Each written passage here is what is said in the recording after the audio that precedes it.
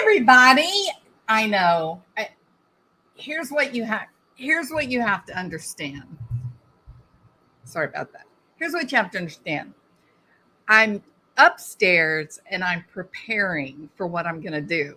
And then I have to come downstairs to my office and get everything all set up. And I didn't think about that till I was already live. Or well, I wasn't live, but I had the notification up. So I'm sorry. I apologize. But I hope that you guys had fun talking to each other as you were waiting for me to return. So I also have to apologize because I had company and wasn't planning on having company. And so it took me by surprise.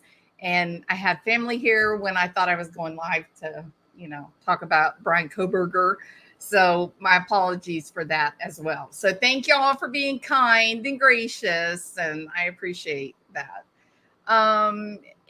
Hey, Amanda, downtime. Welcome. Hey, DB, Ronnie. I'm having a hard time reading without my silly glasses on. Hey, Ronnie, Amanda, downtime. Nay in Tennessee. Gearhead. Welcome, Gearhead. Crystal, officially the longest name in YouTube. Scarlett, my dear Scarlett. Welcome. Hey, Diane. Good to see you. Okay, so now all that foolishness is over. So, all right, now. So what are we going to talk about? We got a couple of things we're going to talk about. So first, I'm going to, well, there we go. First, we're going to go through the beginning of this. If I can find out, where is it? Here it is. We're going to go through this. And basically, I'm going to turn the sound off. Well, the music's cool, though.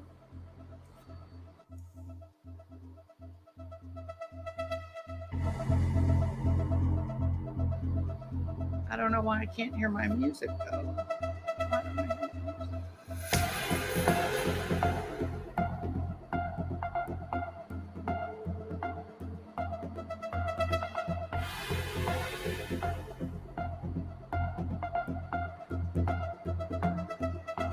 Well, the music is playing. I just can't hear it. I don't know what's wrong, but I'll worry about that later. That's okay. Now I found what the problem was. Okay.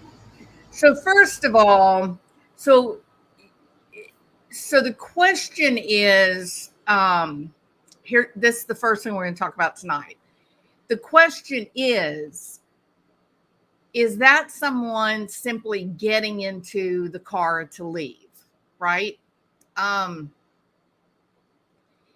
initially that is in fact what I believed. But then it became very clear, no, actually, there's someone sitting in the car. And I have been able to go back to at least 2:30 a.m. and I'm sorry, 1:30. And this person, you can't see from like 1:30 to about 2:15. But then at about 2:15, you can very clearly see the person in the front seat move, right? At 3:15, you end up seeing a guy, and we're going to talk about that guy in a minute, but we're going to see a guy walking or rushing through the parking lot. And it is at both of those places, you can definitely see the guy that's in the front seat easily. But I wanted to go ahead and go through this and just sort of, I don't want to waste a lot of time on it because there's a lot of people that have come out with videos on this now that it's kind of out.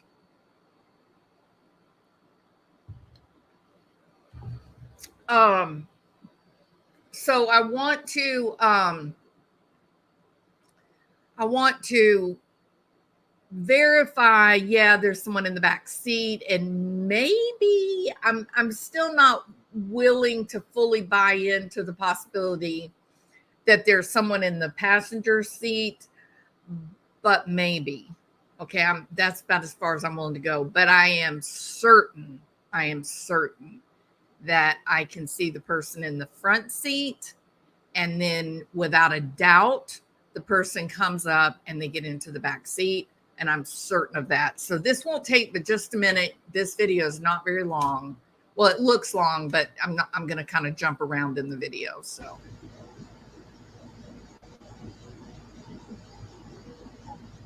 Hey, big ups. Hey, hybrid Pisces. Miranda Kramer, welcome. Jana Banana, welcome. All right, now this is, I just hit the record as I was kind of playing with the, software. So that's kind of what you're seeing. You're going to see me changing it and comparing it and whatnot. So, hey, Jetta from Texas. It's hotter than hell, isn't it, girl? Ooh, so hot.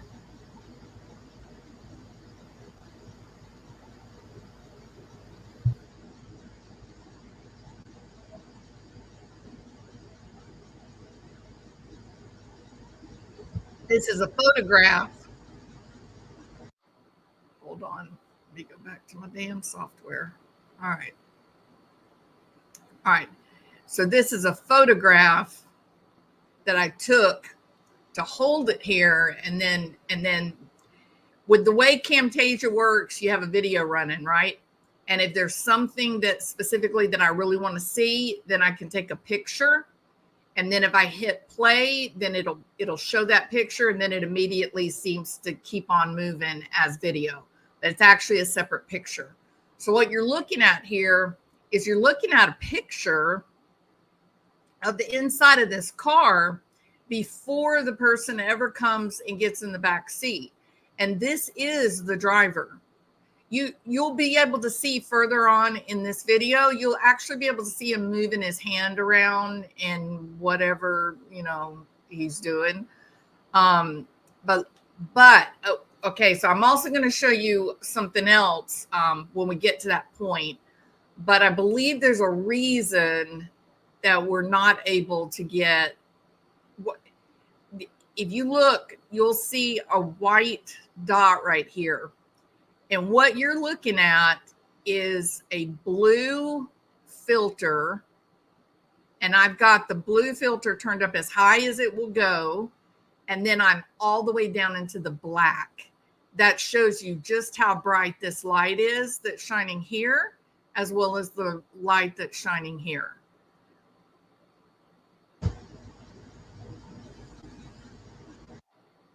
Okay, now what I'm showing you here is I'm playing it back and forth. I'm holding on to the cursor in Camtasia, and I'm moving it forward and then back, and then forward and then back, so that you can see where the arm, the person's outside the car door, and you can see their arm go to the inside of the car.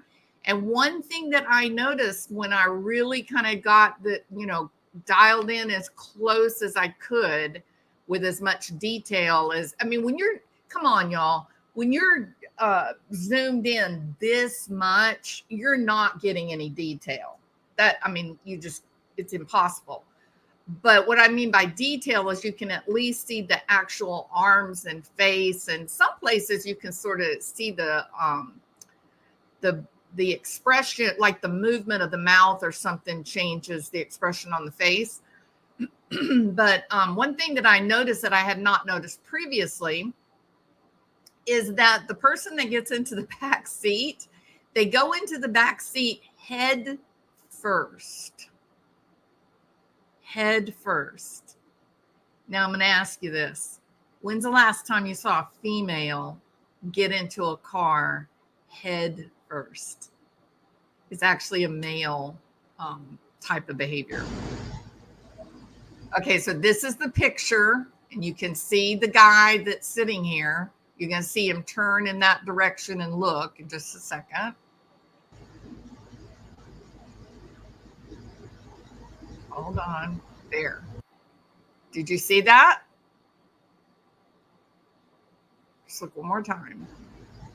Okay, that's our picture, and it's just a photo, and then we're going to start moving in a minute. Now you move. See here how he turned towards the window? Now you're going to see the light of the person running up. Boom. Okay, now what you're going to see. Okay, before I go on, is there anyone who doesn't see that? Does he have a mask under his chin?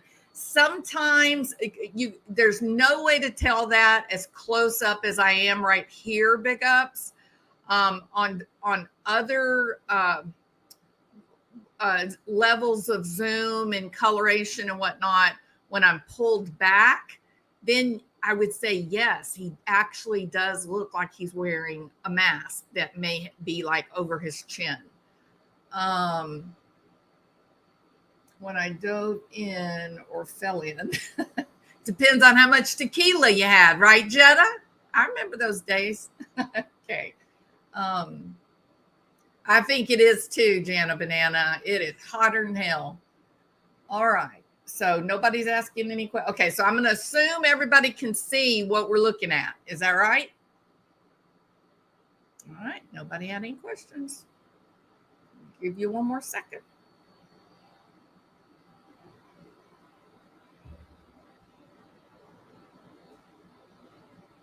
Nope. All right. Very good. All right. Now what you're looking at, you see the person coming up to the car right here, correct? And then the door is here. And so you're going to see the person's arm come out right here. And I'm going to go, like I said, I held the cursor and I just went forward and back and forward and back and forward and back. So you could see the movement of the person as they open the door and put their hand inside the door.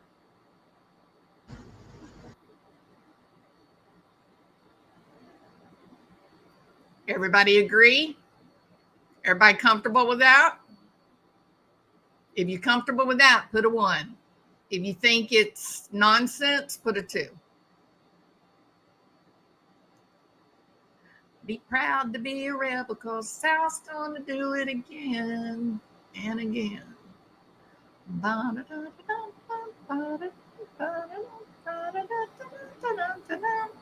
I think I'm disconnected. Nope, there we are. Hey, Grandma Hoochie, welcome. A Hoochie from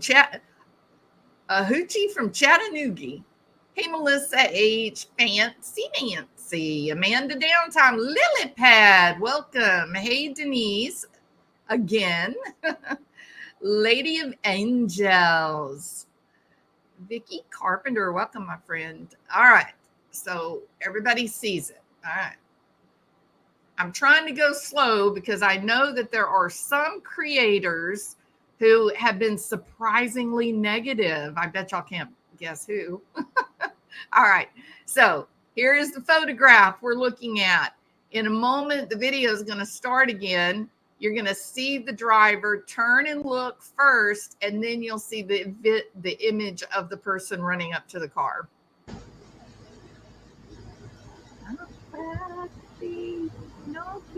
From Muskogee. Okay, now then, this is the door, and this is the body outside the door, and the arm is just going in the door. And I took the cursor and I went front and back, forward, backward, forward, backward, forward, backward, to show you the movement that you can actually see the different parts of the body moving.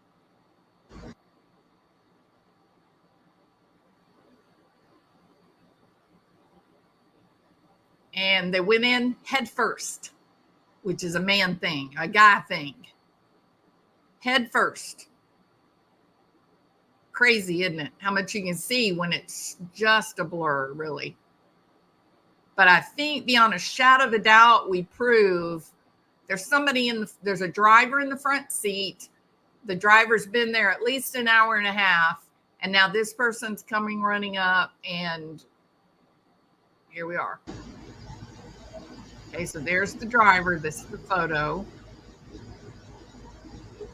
Now he turns and the guy appears.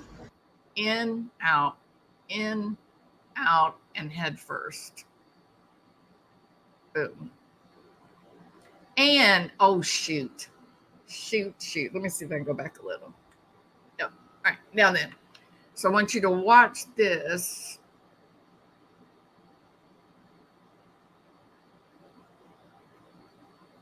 Oh, ah, it's so hard to catch it right at the right spot.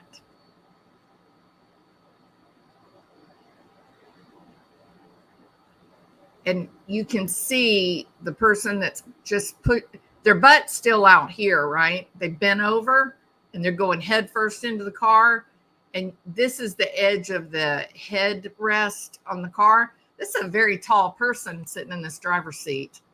This looks like the headrest to me.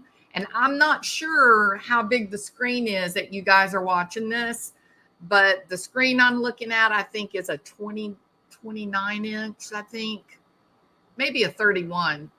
The screen I'm looking at right now is either 29 or 31. I even looked at it at I have like a movie theater with like a 210 inch screen. And this looks like the headrest right here. And you can see when they come in, you can kind of see just a little bit over the headrest. And what you just saw, because some people are saying, no, look, they're coming in. Hold on. Right there. So this person is going from looking out the window on their left to turning to looking in the back seat on their right.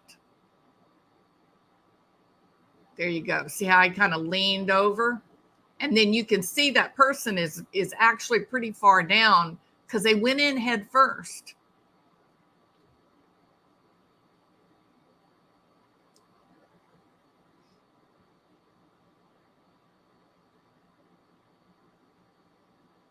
And then again, you got to watch this. Look at this light here. It doesn't make sense. There shouldn't be a light here. If you look just below the light, if you're on a big enough screen, you can actually see the guy's neck and his Adam's apple. Here's the shoulders here. It's crazy. So why do we have this bright light here? And this light right here is just blowing out of the water. You can't listen, people. I played with this last night trying to get rid of that damn light, like the light that's over the face, the person that's in the back seat. I did everything I could think of to turn it down. In fact, I can show you. I'll show you in just a second. I did everything I could to try to make that light go away. It won't go away. It's a white circle. Why? Because the optics on the camera were screwed up by something. Let me show you what I'm talking about by turning it all the way off. Look at that. You know what that is? That is the resolution turned up as high as it would go, and the brightness was turned down to like a 2, and then I took my red filter and I turned my red filter down as far down to the darkest color red possible, and that is all I get. Look at that perfect circle. You can't see anything. Watch.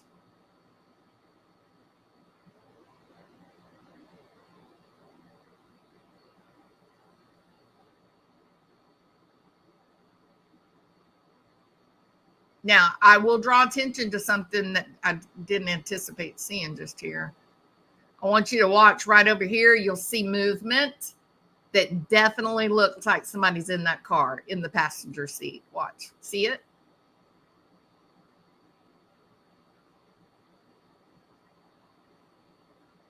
Right here. Right there. See right there, that movement there? And now the big bright light is gone off the person in the back. How'd that happen? How'd they manage that? Very peculiar.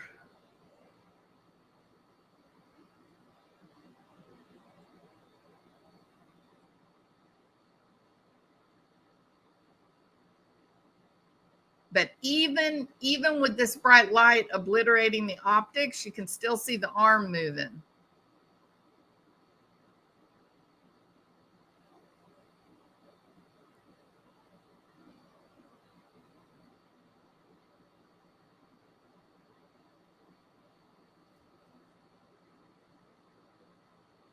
Oh, I guess I better go back a month. I'm sorry, y'all. I'm a goober head.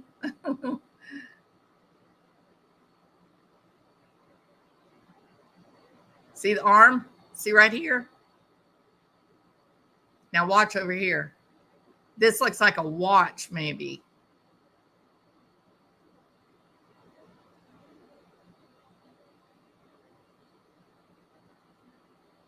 Pretty crazy. And then you can see the driver every now and then emerge over here. You got to understand something. This was the screen should have been black.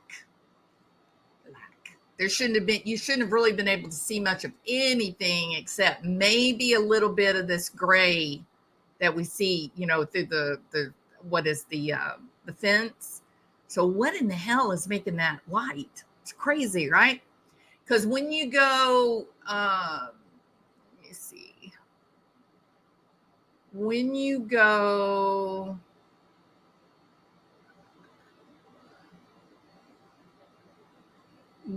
see you got that, you see you've got a little bit of light here, but why don't we see any light back here? Excuse me. Why don't we see any light back here if this light that's shining on the dashboard, if it's coming from the overhead light, which if this is a Jeep, I think that's what it is. But if it's coming from there, then why isn't it illuminating anything in the back seat at all? You should see something based on what you get once this person gets in the car. What in the world would cause this person to be lit up like a square or a circle? Well, I think I know, but we'll get to that in a minute. Okay. All right. So this is the driver, and you're going to see the person come up and get in the back seat. And every now and then you see anomalies that look like maybe there's another person sitting over here in the passenger seat, right? So I wanted to just point out, because I had somebody leave a comment saying they thought the whole Jeep and everything was like in this one square. No. This would be like the grill of the truck here. What you're seeing like right here might be like a little bit of the metal from the hood. Maybe a little bit of the dashboard, but this is the driver's seat. You can see kind of like the headrest back behind him here, the headrest over here. So the other seat would be like over here. Okay. So this is a fence. This is a wooden fence that you're looking at right here. It's this, see up here, this is the wooden fence, and we're looking through this we're looking through these two teeny little squares right here. I know, it's crazy, isn't it? Who would have ever thought that you could discern anything from something that tiny? But this was a good damn camera. This was a really good security camera. So I cannot zoom in any higher. This is literally what you're looking. Well, the other one was literally the highest zoom level. Now on this one, big ups, you can see the mask, can't you? See the mask? It is some pretty crazy footage. Pretty crazy footage. And you can almost kind of make out something here. I don't know. So, okay, I'm going to be quiet now and play.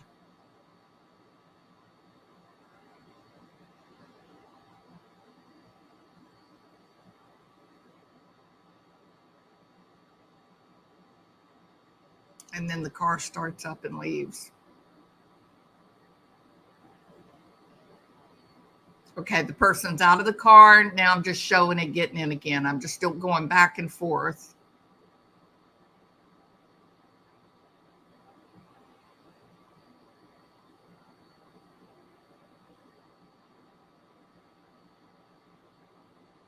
It's no doubt in my mind that there is a driver in that car.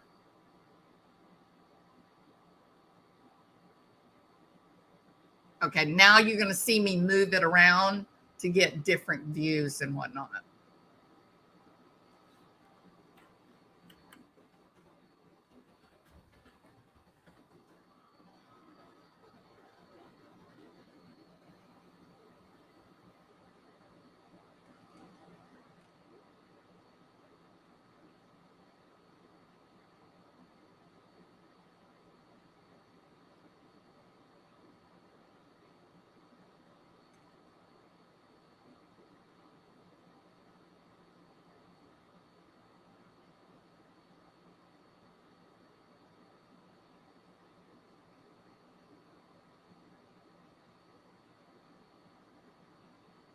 Okay, now let me stop it. So this is the square that's got the driver, and then over here is the other seat over here.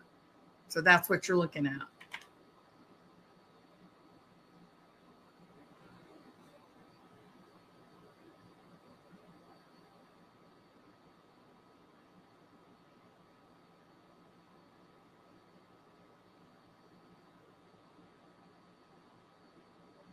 And I've got it matched up to what's going on up here. So, because some people can discern it easier in the black and white.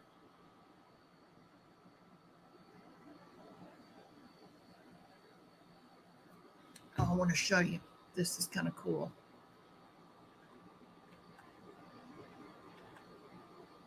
All right.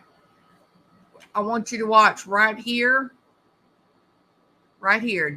You're going to be distracted by the person getting in the vehicle, but keep your eye right here because it certainly looks like another person. And you see right there, that looks like a black mask right there.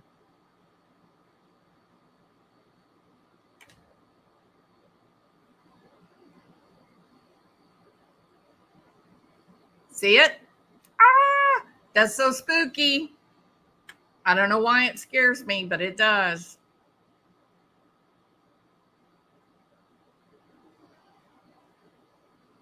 Okay, let me see. Did y'all see that? What is your opinion? Is one wearing a white suit and one wearing a black suit? Love Tina, I don't know that we can, I don't think that we can, we can't make that determination because this is a night vision camera, so it's using light from any source, right? I don't think it's all monochromatic. It's all just varying shades of gray or white. So a silver car would look white. A red car is going to look black. A blue car would look black. So it's you probably can you could probably get more detail paying attention to the sound of the engines of the vehicles rather than trying to guess color. I don't think we can do that. Quinny, Ethan did have a Jeep that he shared with his brother and sister. Hello, everyone. Boy, this is blurring. I cannot tell anything. I know you can tell it. Okay, so here's the question, Heavenly Clouds. The question is this: is that someone who's simply getting into the car? I think it's a Jeep, getting into the Jeep to leave, or is there a driver and the person who gets in, they get into the back seat? And I think I've proven that there's a driver and there's someone getting in the back seat. They go into the back seat head first, and it seems that there might be a passenger in the car, but I'm not as there. I can see certain things that make me think it's a person, or maybe it could be a dog. It could be a dog sitting in the seat, but it does seem to be some independent movement. But you don't. I thought one to be this.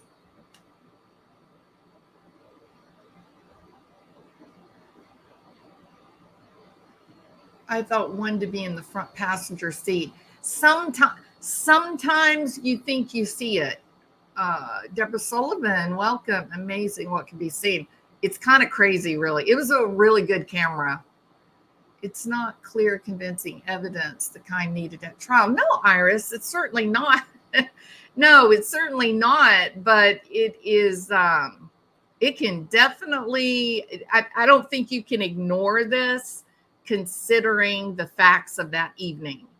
The timeline. I'm gonna talk about where this fits in with the timeline from the affidavit as well. I think it would be foolish to ignore this. And I think that the police, law enforcement ought to have a way to try to figure out who this is, right? I mean, I think it's interesting that the affidavit uses Kohberger's phone number. They use it as 4 digits. And the question is, what did he do with his phone that he had before he got the new phone? Where is it? Is that a different phone? And will that be presented at trial that they had information on that phone? I don't know. But I do think there's things that happened that night that you cannot ignore. And I think this is definitely one of them. And one of the reasons I think it is difficult to ignore this is because you've got at least one person, maybe 2, who sat in a parked car for almost 2 hours. Why? 2 hours during the window of what the police believe was the murder of these kids. So I don't think you can ignore it. I think it's really important information. Also, anyone thinking it is a Mercedes G-Wagon didn't Jeff H. didn't he pretty well proved that at least one of the cars is not the right car. This is very disturbing, needs to be investigated. If they fail to look into this, public will be outraged. I think they were plotting and planning when they were at the grub truck and people were waiting.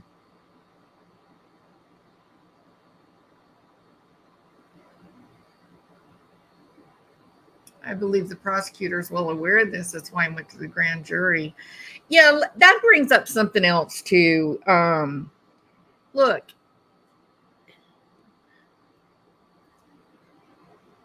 I believe that they have a lot of information. And here's why I say I think that they have a lot of information. Hi, Leva Cats. Welcome. You're not blocked. I believe that they do have a lot of information. And yes, it's not obviously the DNA information that we thought that they would have, right? But this does bring up a curious question. And that is, if everybody is expecting to find the DNA in the white Elantra, because the white Elantra is running around the neighborhood waving a red flag saying, look at me, cameras, don't miss me. But you have this vehicle sitting in the dark, making no moves. Maybe he left in a different vehicle. Maybe the blood is in this vehicle, not the white car. Maybe the white car was a decoy. All right. So let me go back to this. All right.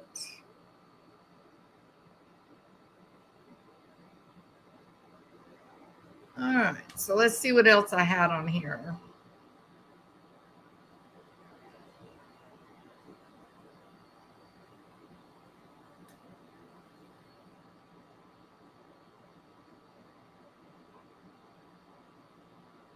I think I'm syncing up the 2 versions.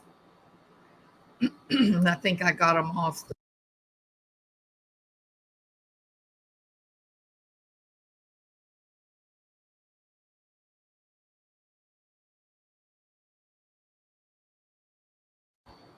Now that is normal lighting. What do you think's causing that light like that?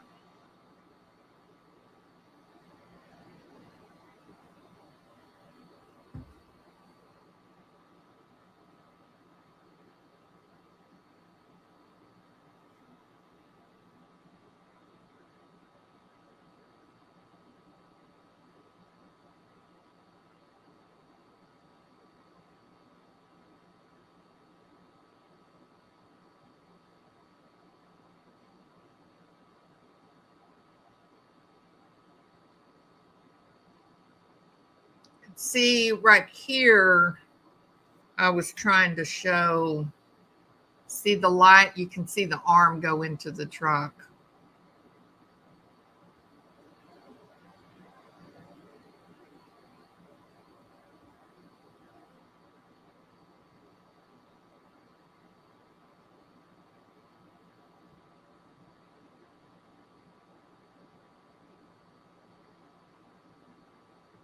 And then it gets all the way in. And you can kind of see there too, watch this right here. This looks like a person, although not brightly lit up, right? But watch the movement of this right here when the person gets in.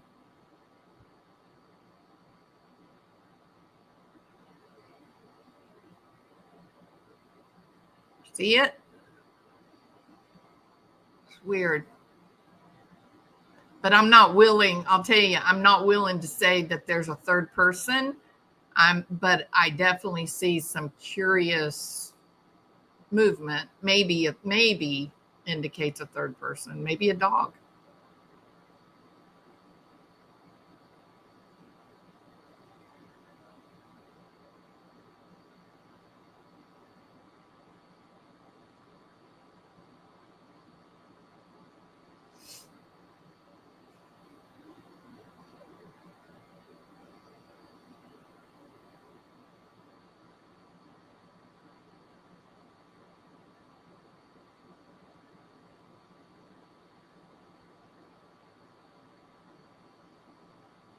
Definitely looks like movement right here.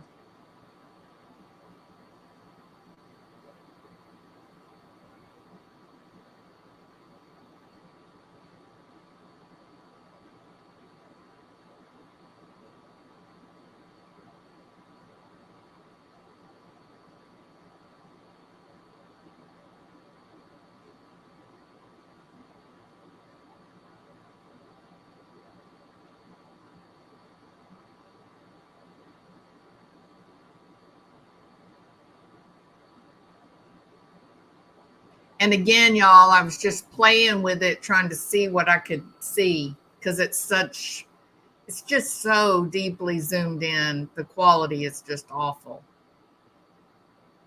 But I never would, as far zoomed in, I never would have believed that you could have seen as much detail as we've been able to see. I will say that.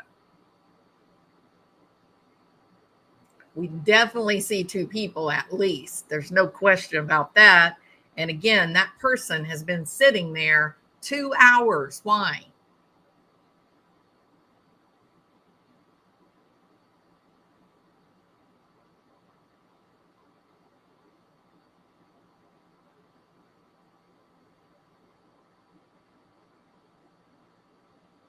I don't know what I'm doing. So let's wait and see what it's going to do.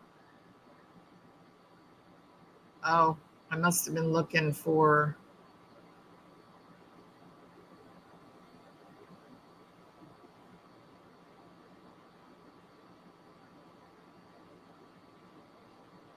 I don't know, y'all. I'm not. I just can't. This whole there's another person in the car. I don't know. I don't see his hand moving here.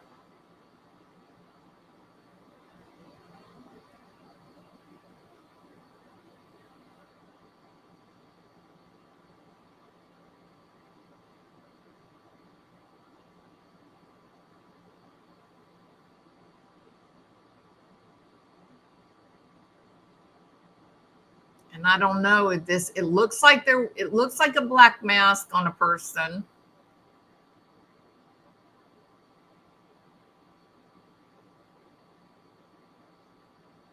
Look at this one up here. You almost see like their neck, their cheek. There's their chin, and a black mask maybe. But again, I'm real hesitant about that. I'm not. I don't know. You don't know. Maybe there's a light source in the car and it's a shadow. You know what I mean? So it's not as, you can't see it as clearly as, there's definitely a driver and the other person definitely goes headfirst into the back seat.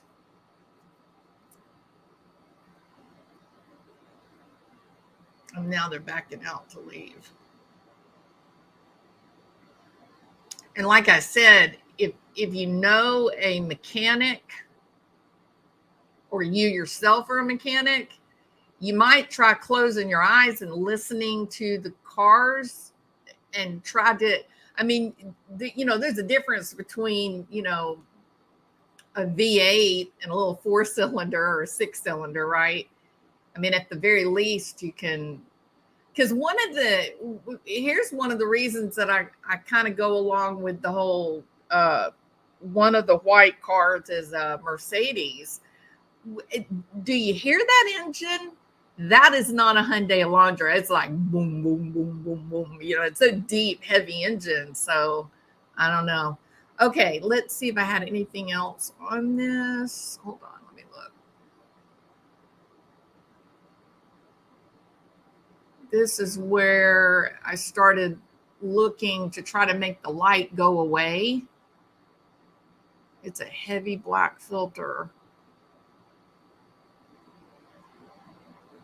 Almost no contrast. I'm turning it all down. See, that is no contrast right there. That's crazy. It does. Look, y'all. It almost makes you think there's a light source.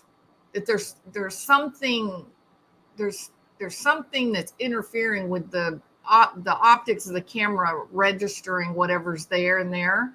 I think this is just a light, right? The rear view mirror. You don't get you can't see anything, but still you get these bright, bright, bright, deep concentrations of light.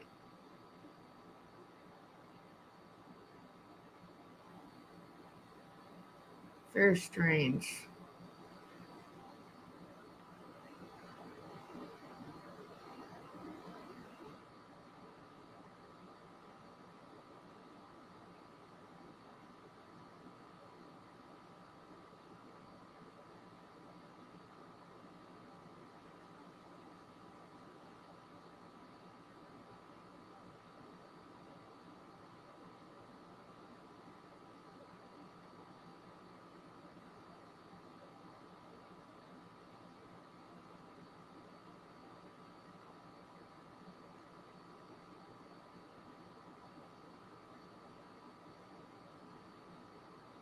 All right. Yes. So crazy, isn't it? Weird looking.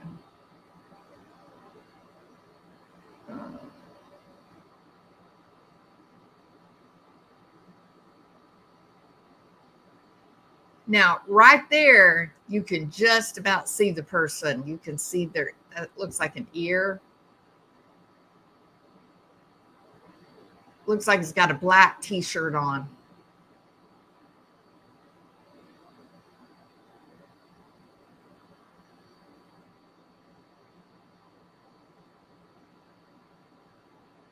Now look, you see that right there? Just stay with me a second here. Okay, those you photographers out there. Okay, so you're kind of seeing you're not getting that blinding light, although there's a form here. There's like a almost like a perfect circle, but you're not getting the light, okay? Now watch what happens just a second later.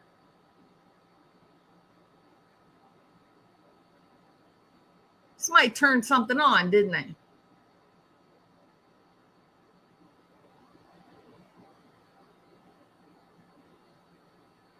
Almost looks like a baseball cap. Maybe the overhead light is shining here, and this is like the dome of the cap. And maybe they look up, and when they look up, whatever's here.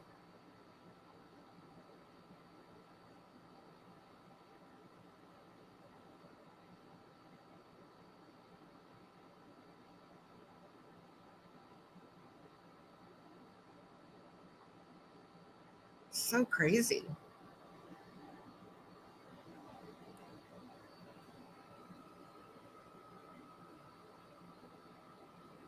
Really crazy.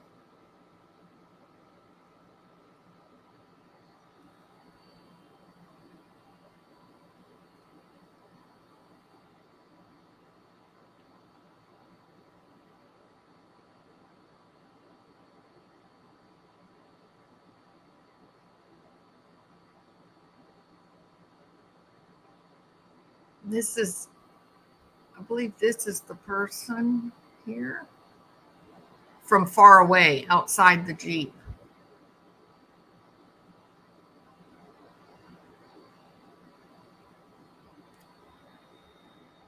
And I'm about to come to the conclusion the driver has on a hoodie.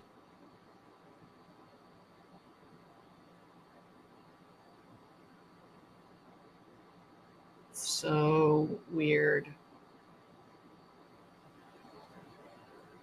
Let's see.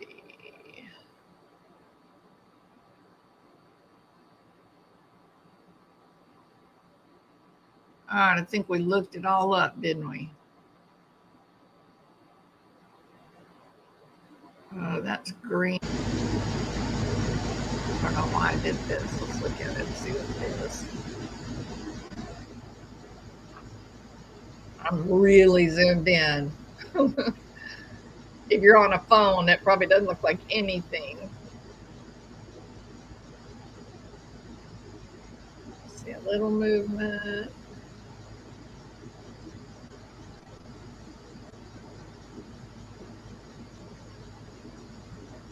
I don't know what I was looking at here. Oh, I must be looking to see if somebody's sitting over here.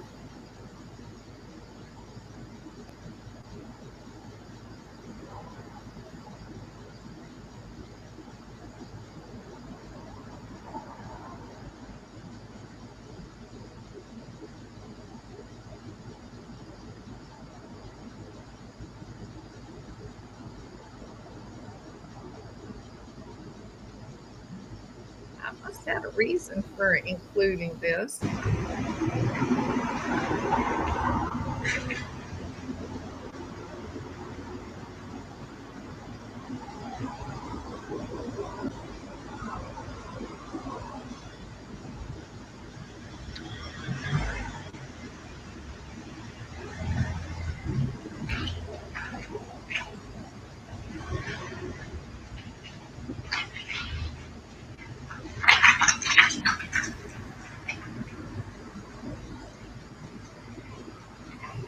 Maybe I was sleeping.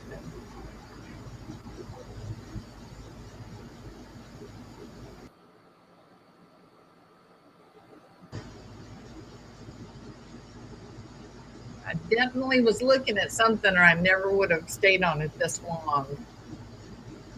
But I don't know what it was.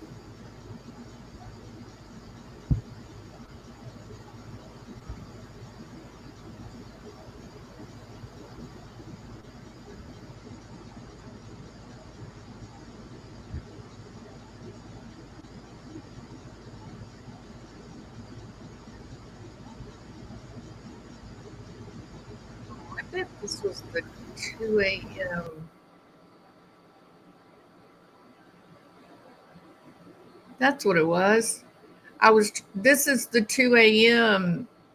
where I was looking to see how long the person been sitting in the car. Look down here.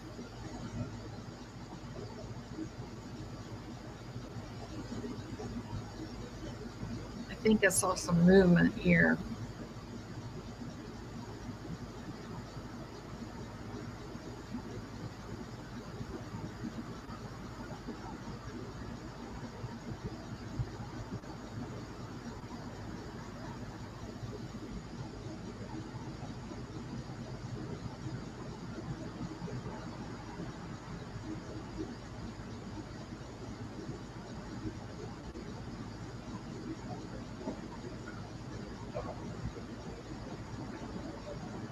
Yeah, there's some movement here.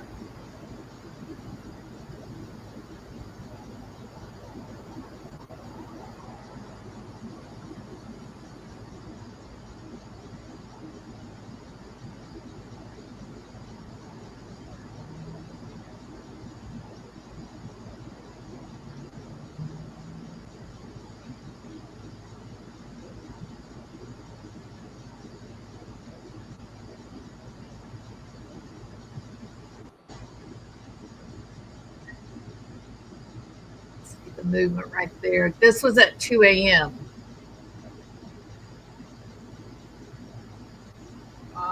Right here. Watch right here.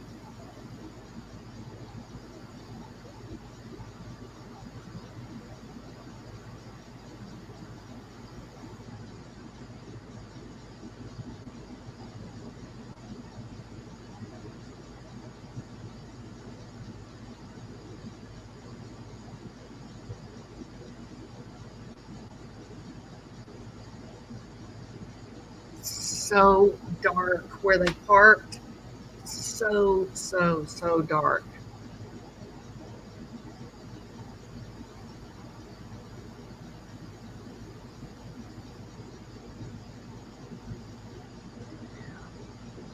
That shows you how tenacious I was. Well, there's a little bit of movement up there. Look up here.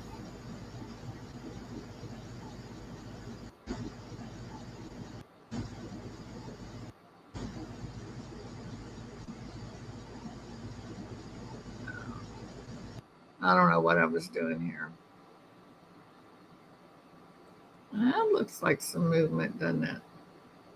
I don't think so, though. I think that was just like the.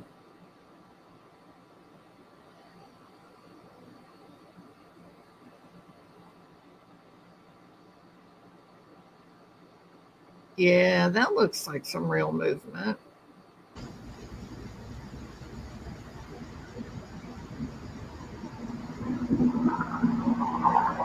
Hmm. I mean, I was on this thing for hours and hours, and I finally just decided to record. I see form right here.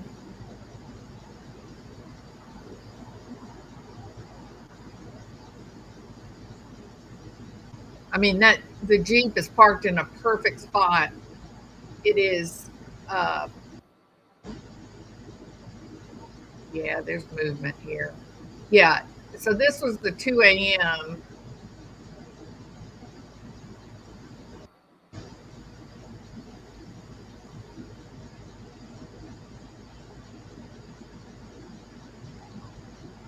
I was trying to see how far back. So 2:15, you could see there was somebody in the car. And then again at 3:15, when that guy goes walking through the parking lot, you can see that someone's in the car.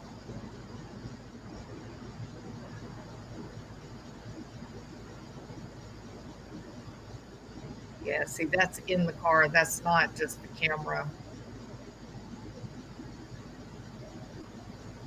Right. So the guy's there at least 2 hours, right? There's got to be a purpose for him being there.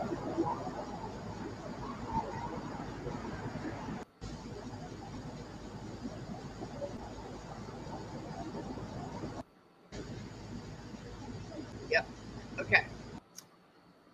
All right. So that answered the big question for me, which was, is is there someone in the car before the person crawls in the back seat? And I definitely think we've proven that, right? Is someone sitting in the car when the other person gets in? Yeah, absolutely, Hazelnut. I'm convinced now. I'm comfortable and I'm convinced. So, oh, Bubbly Waters. I was watching your channel a while ago. Hey, Bubbly Waters. I was on your channel just a little while ago. Thank you. Welcome. Glad you're here. Hey, Chris Iman.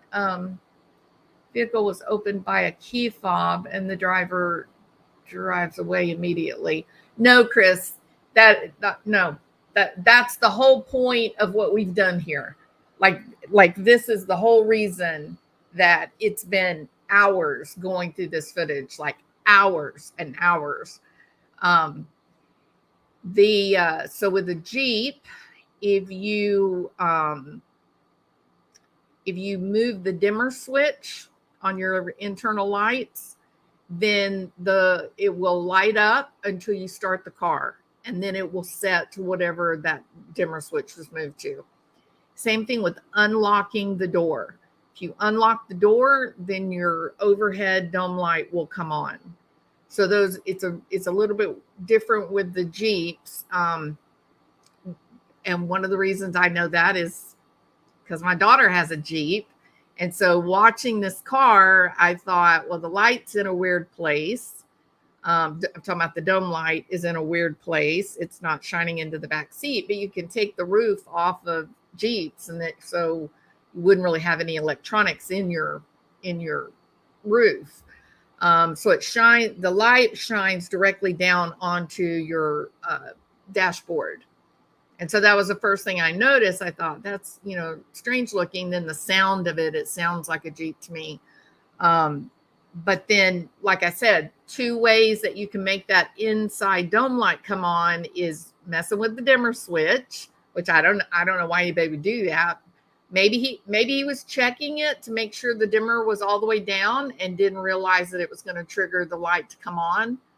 And then the other is to simply unlock it. So we're certain of this. Thank you, Bubbly Waters. Thank you. Hey, little bit. Hey, tell it to Ellie. All right. No inside source whatsoever. Maybe more than one person in the car. Definitely movement, even around the back seat. Maybe a female. Does she get out at 4:34 to let the guy come in to drive? Oh, I don't think so, War Eagle. No, I think that person is waiting and oh, what did Chris Iman say? Let me see. I always try to tell myself to be careful about getting lost in the comments because then I could sit here and just talk with you guys all night. Investigators have identified this particular vehicle and the driver. They have nothing whatsoever to do with the crime. Well, Chris Iman, how do you know this? I can appreciate you have an opinion. No problem. That is very polite of you, Chris. Thank you. Thank you, Hazelnut. Good to see you, Hazel. Sweet and salty. Criminals remove GPS systems from their vehicles. Even at purchase, they'll ask to be removed. Headlight on forehead. They do make face masks with lights it can push on. My friend who works in cold weather early in the morning has one. All right. Next thing we're gonna watch. Now we're doing Wild Speculation Sunday, not Friday, but we missed Wild Speculation Friday, so we'll take this by default. All right, so let me go to my next presentation. Dun dun dun dun dun dun dun dun dun dun dun dun dun dun dun dun dun dun dun. Bum bum bum bum. Bum bum bum bum. Okay. What in the world?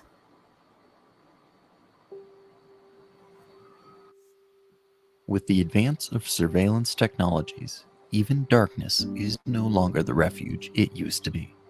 Vision cameras are able to observe the world at dusk through the use of infrared light. However, that dependence on infrared light can be leveraged against these systems. The Camera Shy hoodie is a DIY wearable that allows the wearer to anonymize themselves within the recordings of a night vision camera. It does so through the use of 12 high-power infrared LEDs clipped into the inside of the garment and programmed to strobe at a rate that interferes with the auto exposure of camera systems. As the hoodie uses infrared light, when activated, it is not visible to. So it's infrared light. When it is activated, if it's 12 noon and you're all just standing around, nobody's going to notice a light. You're not going to look and go, oh, look, you got light shining on your hoodie or in your cap or whatever. It is specifically to disrupt the optics of the cameras. Our eyes will not discern the infrared. Human observer, but completely blows out the facial features of the wearer to any night vision cameras. And I actually did go, whoops. I did go and pull with the advance of surveillance PDF. technologies, even darkness is no longer the refuge it used to be. Night vision cameras are able to observe the world at dusk through the use of infrared light. However, that dependence on infrared light can be leveraged. So I did go to this guy's website and and pull up the PDF form. And they're working now to make kits, and so you can contact them and make an order, and they'll get all of the electronics together for you. Everything's there. They send it to you, and then you can add it to whatever you want to put it on. They had some people that had them on like sunglasses. They had some people that had them on caps and hoodies, whatever. Okay. Now look, this is being offered as a fight against the evil deep state, the surveillance, 1984, and Big Brother is watching us, and this is one of the ways to protect your anonymity. On this website, they also have like makeup so that you can trick facial recognition cameras. They have special caps that you can wear that have these like film that comes over the front of you. It makes you look like a different person, Kim Jong-un. So that's how it's being offered, as kind of this whole patriot, a fight against the surveillance state. I don't know. I think it's really good if you want to be a criminal, right? But I also don't like facial recognition. When I go into Walmart, I put my head down like that. Not because I'm a criminal, but it's intrusive. It's wrong. We shouldn't be doing it. So I thought this was very interesting. One thing I would point out about it is the kind of strobes a little bit, right? And I sent an email to this guy to ask him a few questions, and haven't got an answer back. So I don't know about the whole strobing thing. Yeah, I agree, War Eagle. I agree with you about that for sure. But it's interesting, isn't it? Considering what we're looking at now.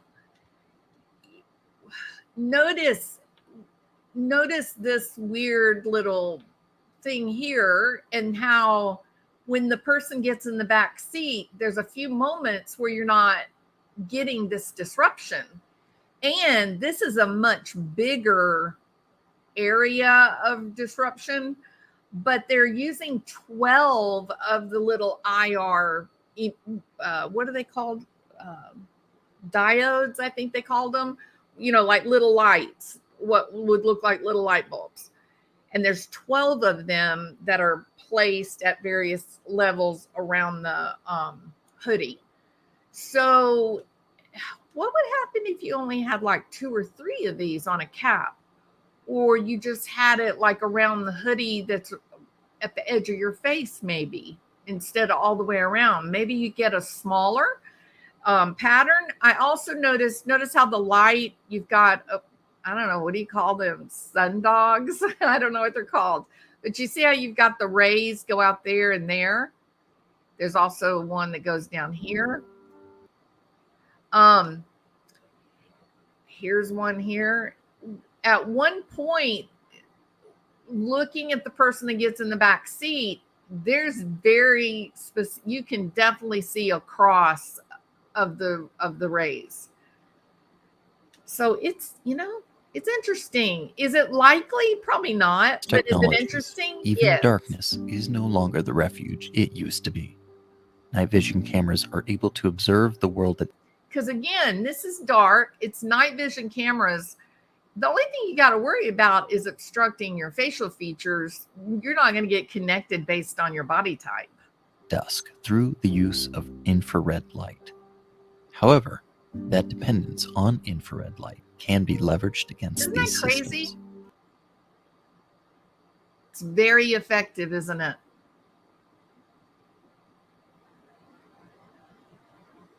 Very interesting. All right. I don't know. I thought it was. Maybe y'all think it's dumb. So if you're interested,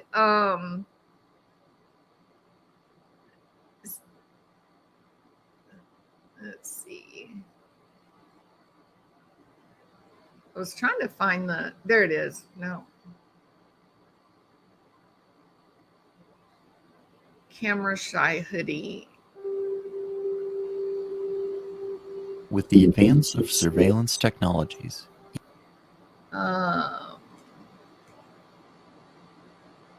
75 thoughts on adversarial IR hoodie lets you own the night in anonymity. The big ball of light around your head will be instantly seen by even the most casual observer. No, they can't see it. Our eyes don't see the infrared. It's just, you're just confusing the camera optics. That's all. If you were to see this guy walking around, he just looked like he's walking around in the dark.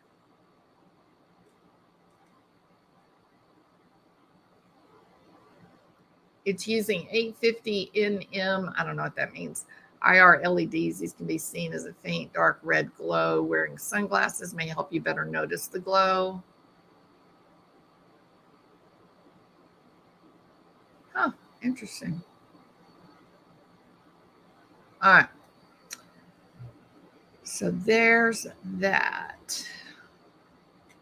And here's, you can see there's a ton of comments and whatnot if you want to read. And here's all of the contact information for this company that will give you, you got multiple things that you can request. Either just the PDF, and that's instantly accessible. Like I pulled it up and printed it off.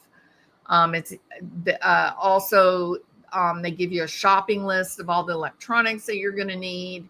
But then they also will sell you the actual kit where they get together all the electronics and connect them.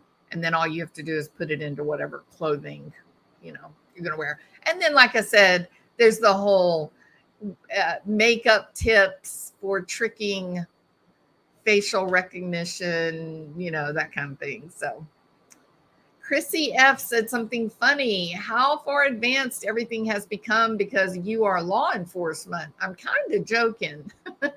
Iman, are you making friends or how long has that been around? Has what been around, Lily? You talking about this hoodie thing? If you're an electrician, you've known a long time what to do.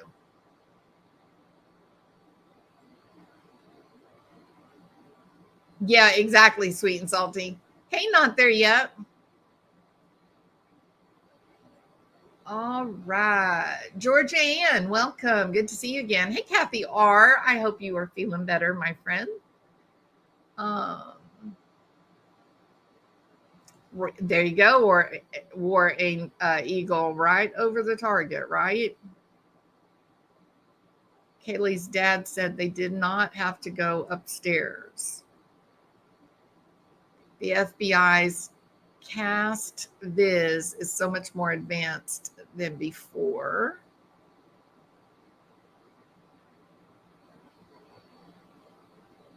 NASA can clearly see us. NASA can do some fairly amazing things, and I would be willing to bet that Elon can probably do even more than that. But I don't know. I don't know. I would hope that we still have some right to privacy in this country, but I'm not sure that that's true. So, but I don't know. Hey, Keister Bunny, welcome. Good to see you. All right. Now, what else did I say I wanted to do? Oh, I know what I was going to do. All right. Moving along. Tumbling on like a tumbling tumbleweed. All right. So here we go. This should upset Chris Iman. Very sorry, Chris Iman.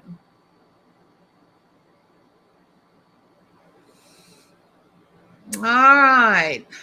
Probably everyone has seen this, but just in case you have not, let's take a look. And I believe this is Jeff H., but I also did look at Bubbly Waters too. So we are looking over here, people. in the top right hand corner, and it's only a few minutes. 3:30.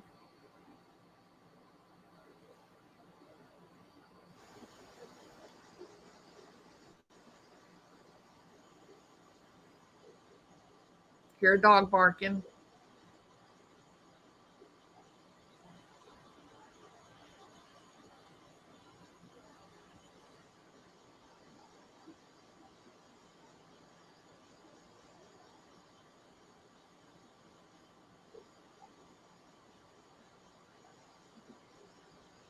Heavy breathing, yeah. And the whistling too, right? Notice the car here.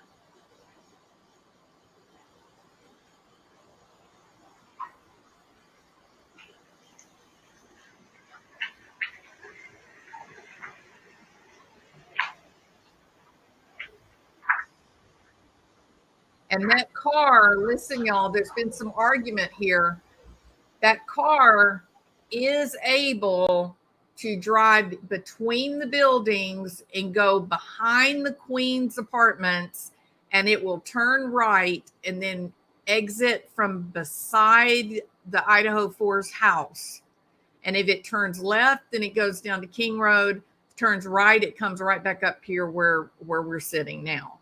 So there was some argument saying, no, you can't drive through and make a circle drive around the Queen apartments. Yes, you can. It's a very tiny little access road, but you can definitely do it. And it does draw into question why people are turning around in this parking lot if they're trying to hide and they know they can drive all the way through. I would think, it being darker in the back, this is much more public here. There's houses all over the place here. So I thought it was very interesting. Dog barking.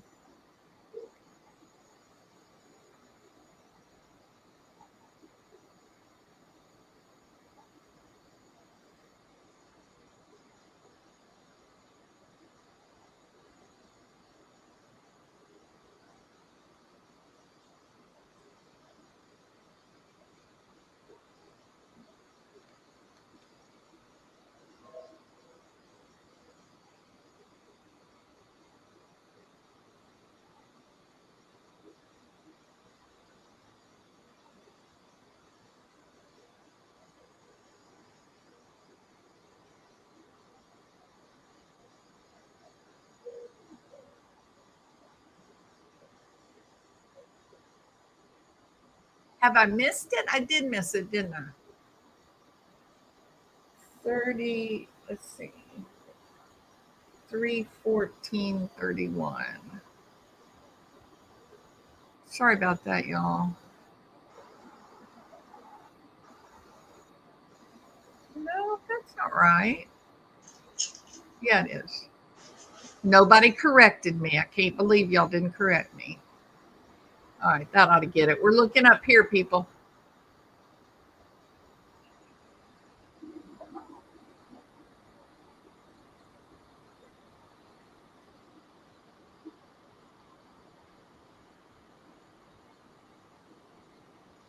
There's an awful lot going on.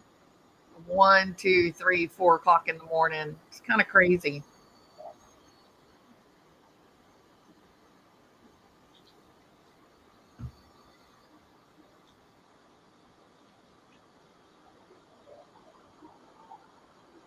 Hear the car. I think that's down on. Did y'all see it? Right up here.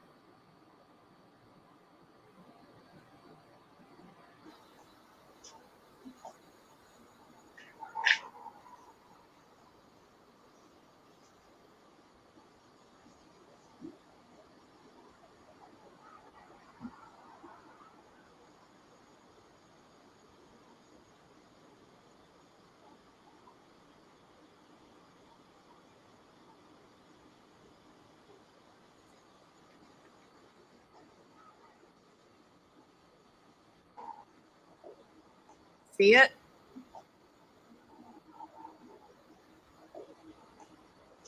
3:15.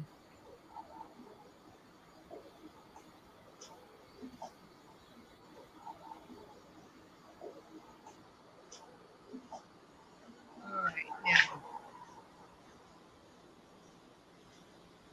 And keep watching because you're going to see this guy walks down here, and then not long after he goes down here, there's a car. Now, let me find that other video because somebody, maybe it was Jeff H. Somebody had a video where they zoomed in on the guy walking.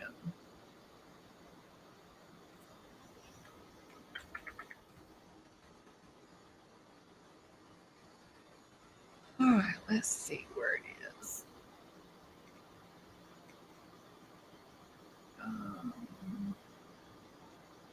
Better sound. Better sound.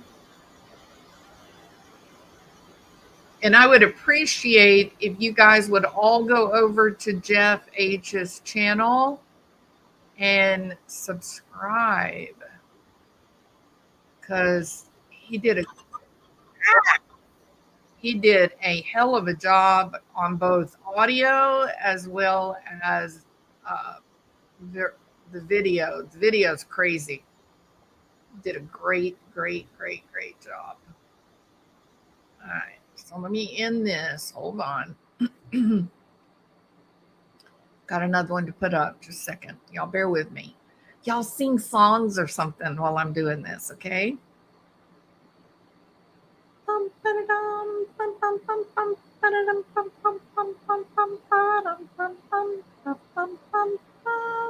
Nope, that's the wrong one.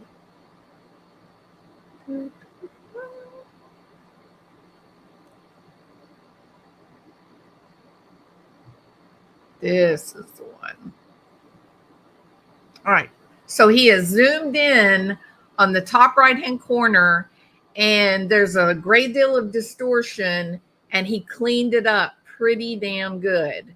So you've got to go over to Jeff H and subscribe to his channel. You got to. When we finish up here, please do that. He needs to be supported. Now, isn't that crazy? It's amazing.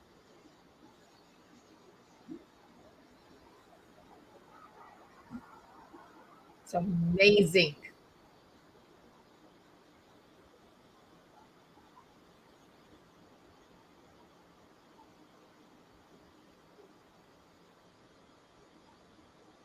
Now, what did I say?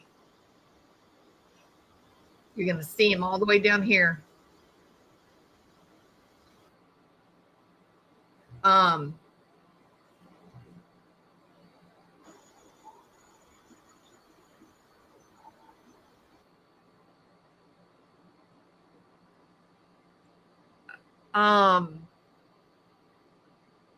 That looks like a very lean, tall person to me. Ah, there it is. Oh, shoot. What did I do? What did I do? All right.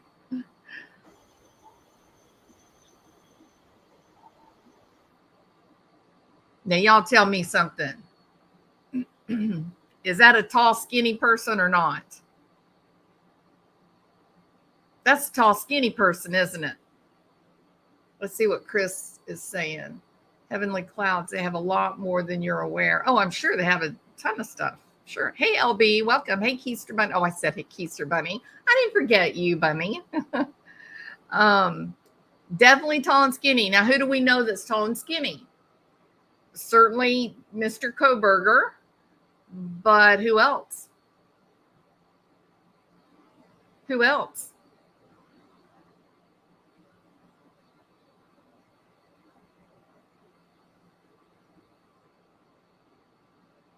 I think this is him. I think this is the guy that did killing. There is no explanation for this guy walking this pattern that he's walking other than if he's trying to hide.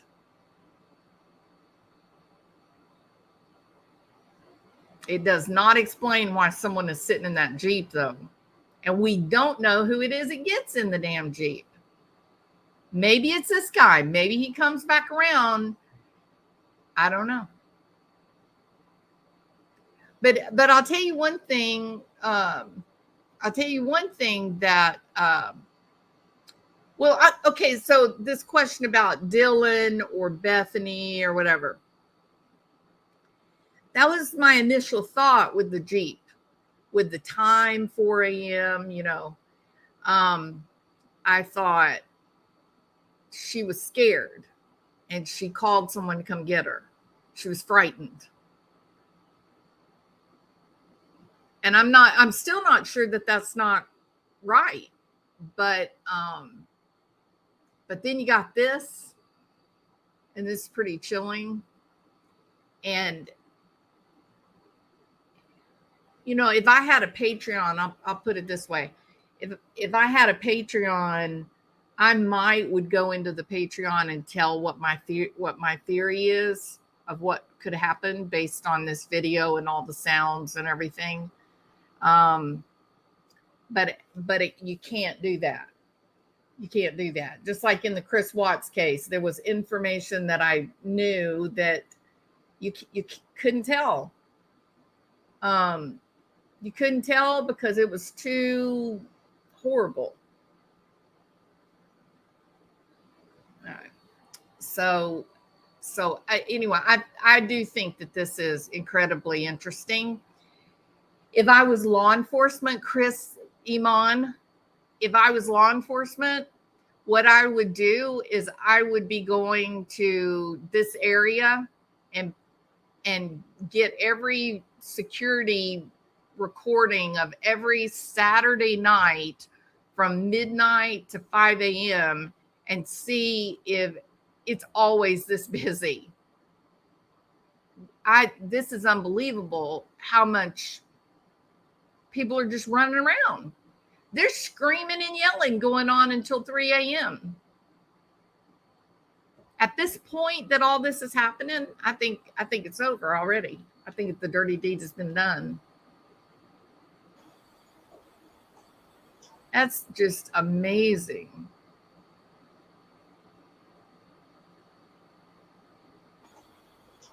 It's crazy.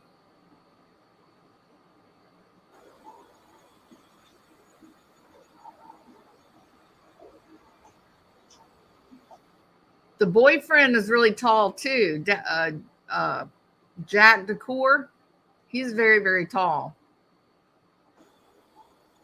And Kaylee's dad gave him a serious go to hell look at the memorial. It's hard to ignore that. You know what I mean? Parents know them.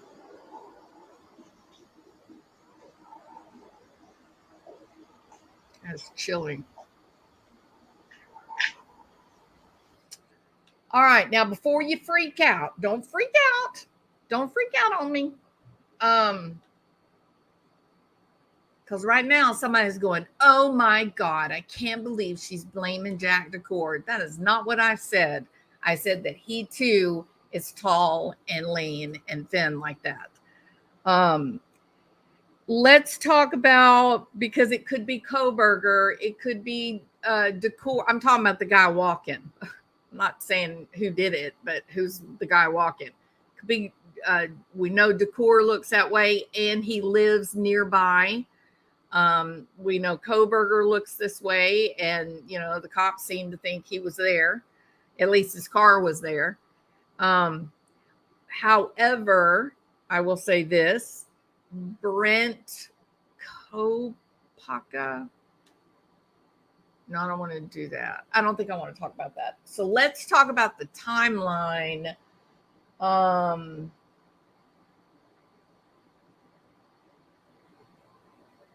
Okay. Pull up the timeline here. Hold on. So this, I took it down. So this was 3:15, and we have between 3 and 5. BK's phone does not use cellular tower. At 3:01, We've got Teasdale and Rosendahl writing tickets just the next road over. And at 3:26, the white sedan suspect vehicle 1 is traveling westbound on the Indian Hills Drive. So this doesn't blow the timeline out of the water. This doesn't mess with the timeline. I'm talking about the official timeline. And then the 4 a.m.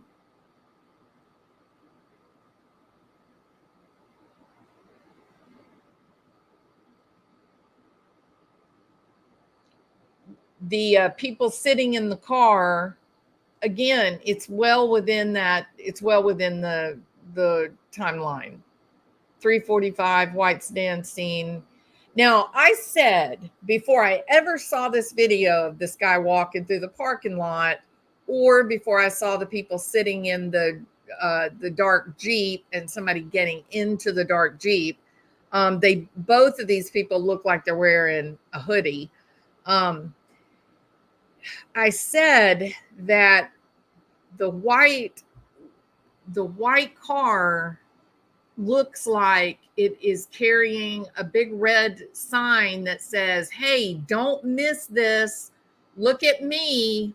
Don't disregard me. I'm important. Hey, cameras, pay attention."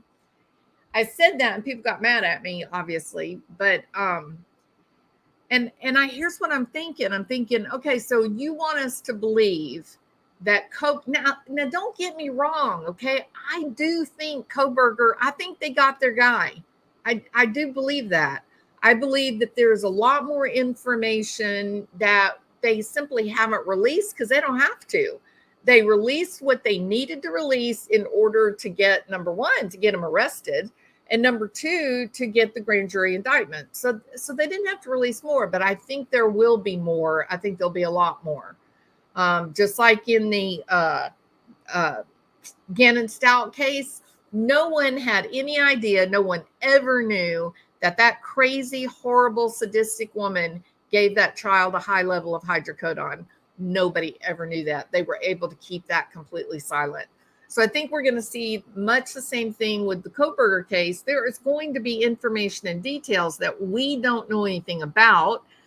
If I can sit down and look at this and say, oh, look, someone's getting in that car. And then I can, I mean, I don't have anything special in my computer that I can look and go, no. They got in the back seat of the car. Somebody's waiting on them. They got head first into the back seat. Well, of course, the cops know. Of course, they have it too. So the question becomes, was this a conspiracy with multiple people involved? And the white car was the decoy. The white car was designed to get the attention of the cops. That's awfully sophisticated. I'm not comfortable with that explanation, not by a long shot. And I wonder, and I did a video about if you take Dylan's statement out, if you disregard it, because let's say she's incredibly drunk and that's why she was able to fall asleep and go back to sleep after being terrified. I mean, there's a masked man running around in your house and you've heard your friends yelling and now you're just going to lay down and go to sleep. That's a little hard to believe. But if she was super drunk, why not? People pass out while they're standing up talking to people, right? So, maybe that's what it is. Now that, I'm a psychologist, so I understand how the brain works. And while she may very well remember these like snippets of memory, tidbits of comments that she heard and whatnot, if she was that intoxicated that she's able to pass out after experiencing what you and I would think would be like one of the most terrifying things on the planet, then we cannot trust the times that she's giving. If she is so drunk that she can pass out and go to sleep for 8 hours and not wake up after witnessing a guy all dressed in black wearing a mask on his face in her house, then she had to have been very intoxicated. And if that is the case, it is not likely that she would really be a very good judge of what time it was. She would not really have much comprehension of like elapsed time, how long it took. So I think we're better off to disregard her statement, just take it all the way out, because frankly, I think it's unreliable. Under using the assumption that she was either drunk or using some type of sedative drug. So you just take that out, and the time frame changes dramatically. I'll tell you something else I've also thought. These phone calls that were made to Jack D, the phone calls that were made, and we also know that there was text messaging that Kaylee was texting him saying something along the lines of, please, Jack, we share a dog together. Like she's begging him. And you think, well, maybe it's just she's wanting him to respond to her text or talk to her. But what if Jack D was angry? What if Jack D was mad about something and she's trying to work it out with him? I mean, we got to agree that the text messaging, the phone calls along with the text messages, it was frantic. And maybe that is why Steve Goncalves looked at Jack D with hate in his eyes. Maybe he thinks the same thing. Maybe he looks at those phone calls and he thinks, Jack, maybe they needed your help. Maybe they were in trouble. Maybe someone was fighting. Maybe there was an argument. Maybe somebody was trying to break into the house and they were not able to keep the person out of the house. But if Jack had responded, maybe Jack could have come over and helped or called 911 or something, right? So I do think the pattern of phone calls was strange, and the fact that there were also text messages happening at the same time makes it even double strange. And like I said, it does look to be pretty frantic, like she was frantically trying. And I don't care what you say, the Grubhub Twitch stream, they don't look frantic. They don't even look frightened. They don't look scared. They're not disturbed at all.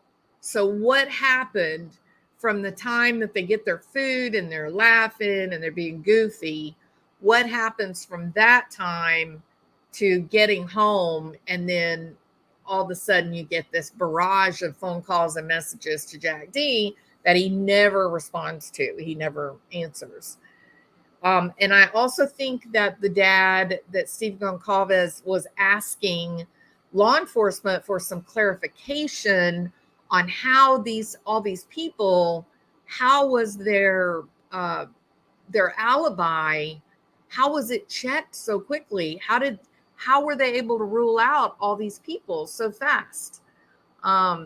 They did not seem, they seemed uncomfortable with how quickly everybody said, oh no, couldn't be this person, couldn't be that person, couldn't be this person.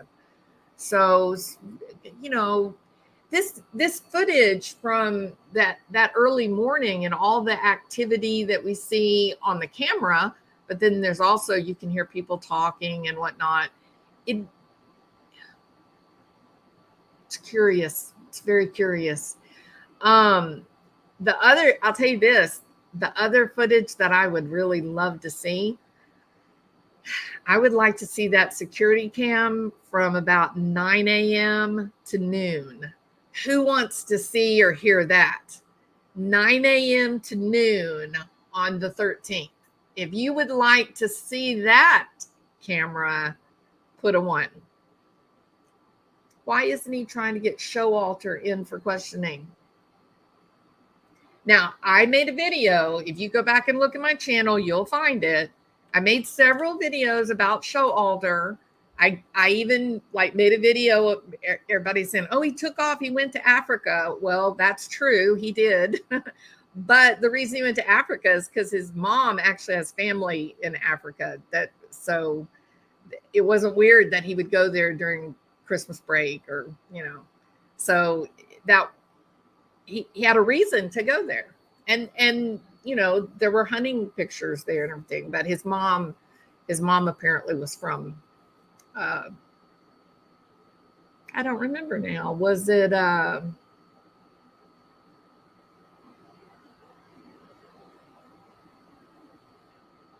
I'll have to go back and watch my own video. I can't remember what country it was.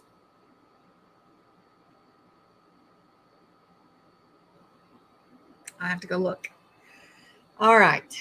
Joseph Christine, welcome. Joseph says, I want to see the 9 to 12 a.m. Absolutely, Roger. Heavenly Cloud, his parents are very well respected doctors. Very well respected. No, not Australia. His mom was from Africa. They have family land there, and I thought a family member said he did not go.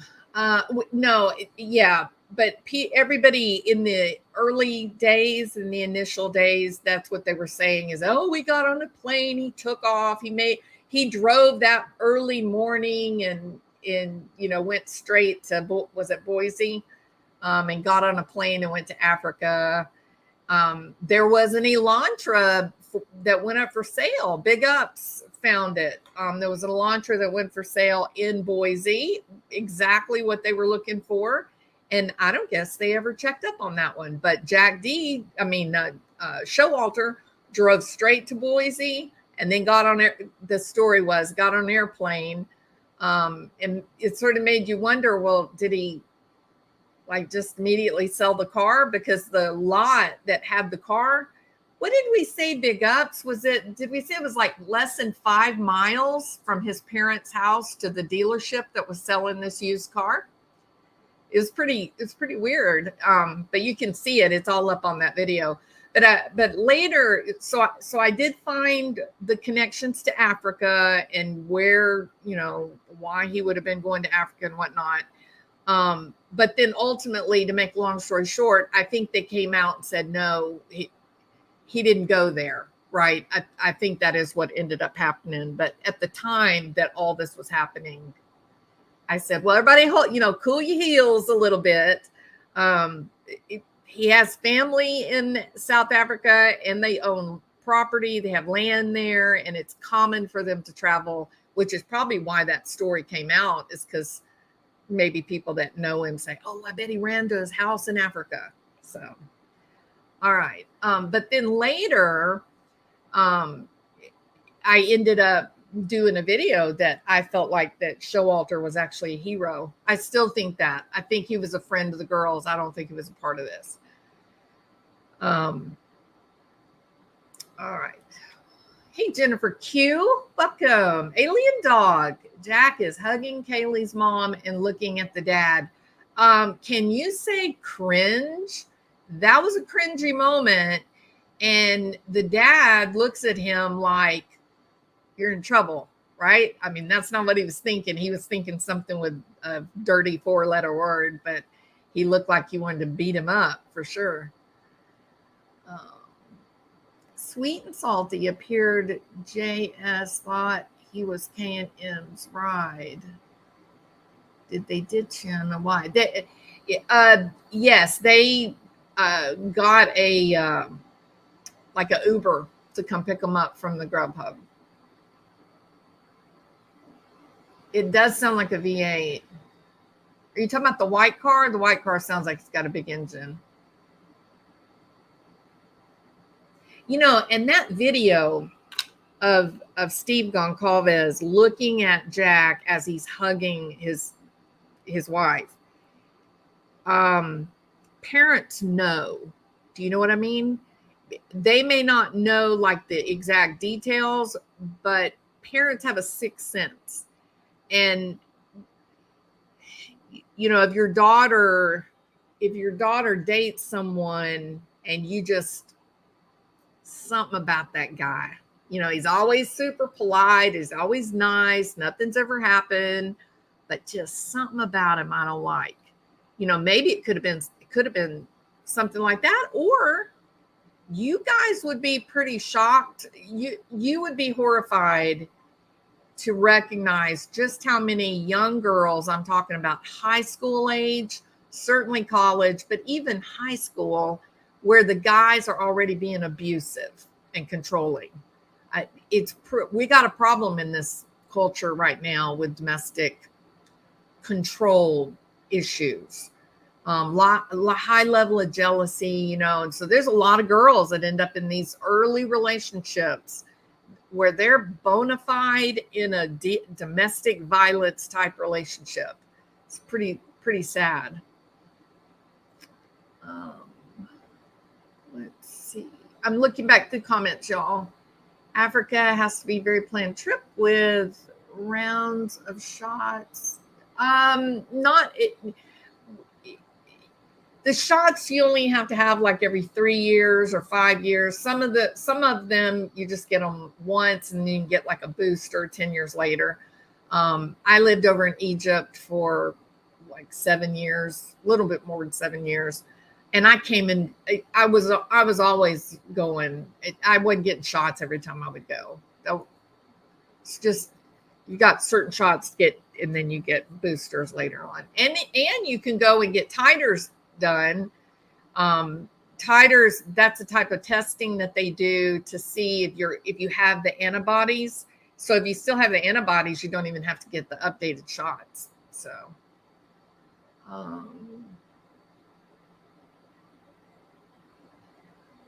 we don't know. I mean, we don't know. I don't know. I haven't heard who leaked the footage, Lady of Angels. I don't know. Hey, Billy Shaw, welcome back. Good to see you. Leva Cats, me. I think that's in relation to who wants to see the camera from 9 a.m. to 12. That's the one that would be very interesting. Hey, Sundown Farms. Faraway Downs. Diane Draper, welcome. Hey, Deborah Sullivan. Yvette, my friend, welcome. Let's see. Adjusted Fate. Kaylee's father and her whole family have publicly defended and supported Jack. Absolutely. Yes. Now, can we agree, Adjusted Fate, that the mother seems to support him more? Not more than. She's sort of the cheerleader.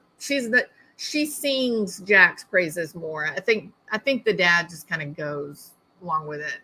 But you can't miss that expression on the stage. Chrissy F, welcome. Hey, Lorraine Turner. Not there yet. You're here now. Let's see. You guys are talking a lot tonight. Heavenly, Jennifer Q, Lady. I think I got everybody. Did I get everybody? I hope I didn't miss any of you.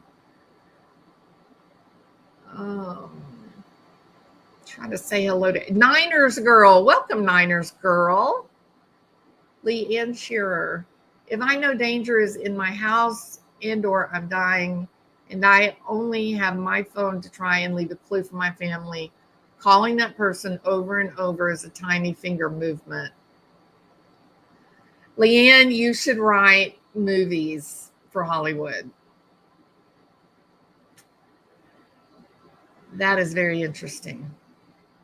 Micro Blue, welcome. I always wondered why they called it suspect car number 1. Right? And I think when I go all the way back to my beginning videos, when I first started talking about this, I said, you know, reading the affidavit that talks about car number 1, it just screams car number 2 and car number 3. And now we know why. And I feel like the same thing is going on with the phone number. I think the reason that they're using the phone number and giving the last 4 digit, I think they may have information off of his other phone. He's got 2 phones.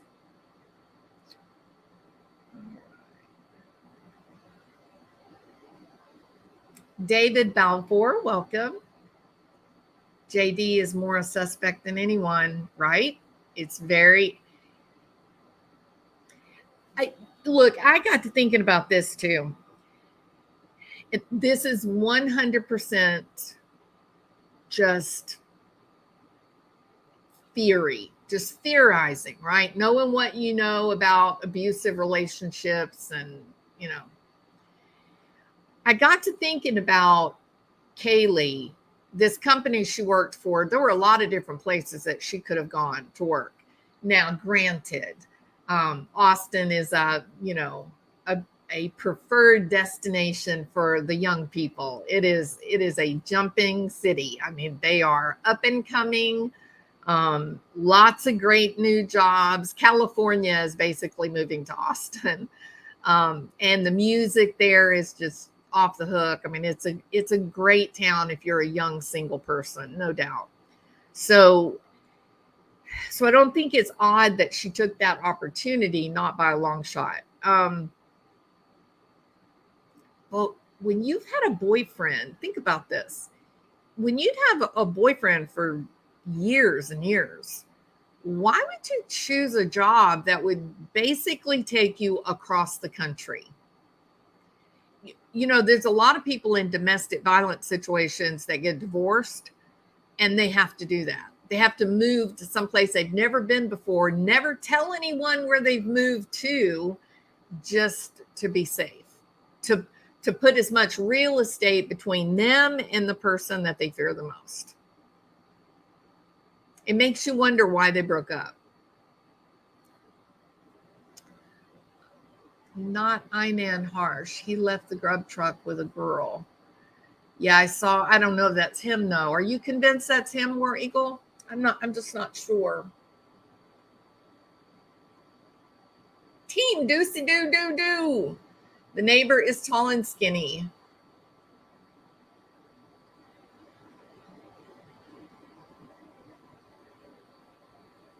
How do you know that, War Eagle? Yeah, I think so. Gray hoodie, Lorraine.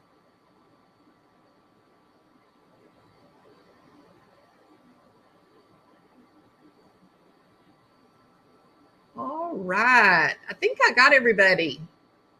Thank you for being here, y'all. Oh, Steph sells stuff by the seashore. I honestly don't think it's unusual. I lived in a college town for 4 years. I'm surprised that there is not more movement at the time. Well, hey, Michelle Hicks, welcome.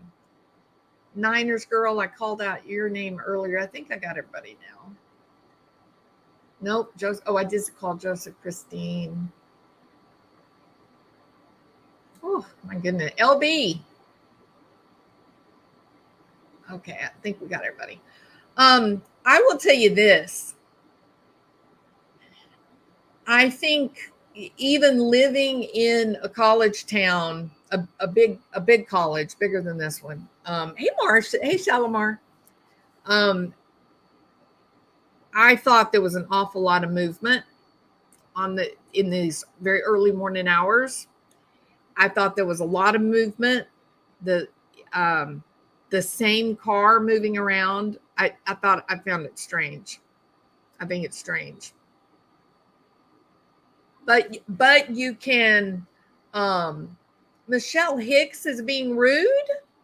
Michelle, I can't see you. That must mean I blocked you at some point. Marie DDL, balcony and spare Ethan and Xana. I think they targeted 3 girls, and since Ethan was there, they had to get rid of him. It's a coincidence they only spared the 2 new girls in the house. Coincidental. Yeah. I'm going to tell you, sometimes I think maybe Dylan wasn't even home when it happened.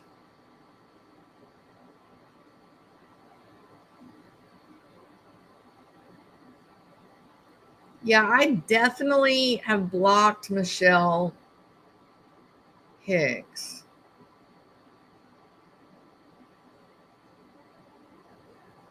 Oh, there's Michelle. Michelle, why are you so threatened, girl? What's going on with you? What's wrong with you, Michelle? There is definitely someone getting into the back seat of the car. And there's definitely a driver.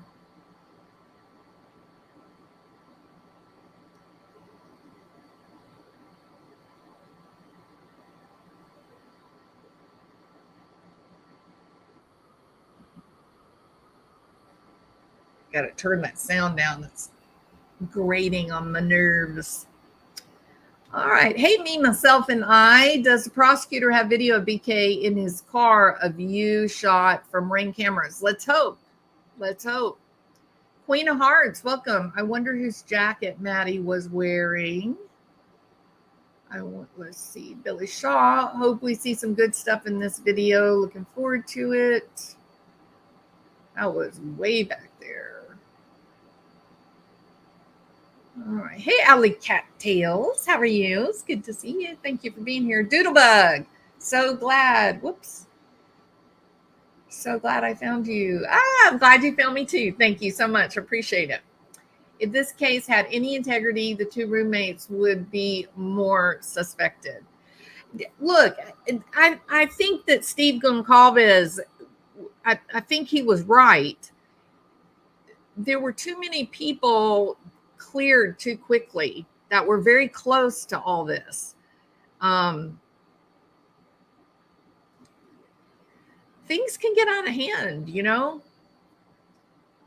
But I think if they had taken their time and done it well, checking alibis and such, I don't think you'd have so many people so uncomfortable with how the investigation has gone.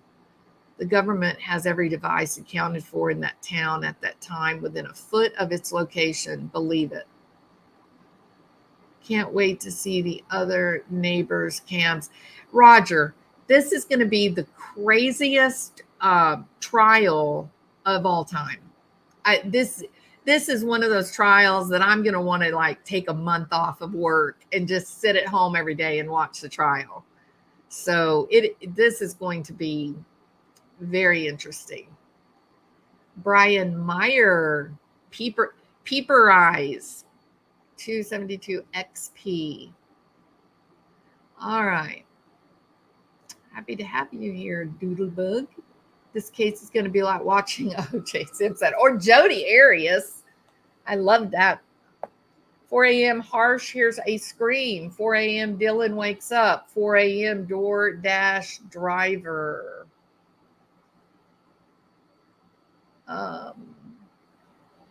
You think he'll do a plea deal at this point? Man, that's hard for me to believe. Let me tell you why that's hard for me to believe that he's going to take a plea deal. So, look, I know that News Nation,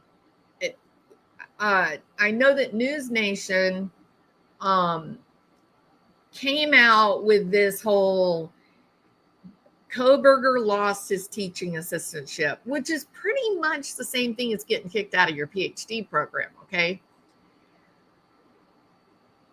He had to have done something absolutely egregious for them to not give him his legal due process, okay? That's number one.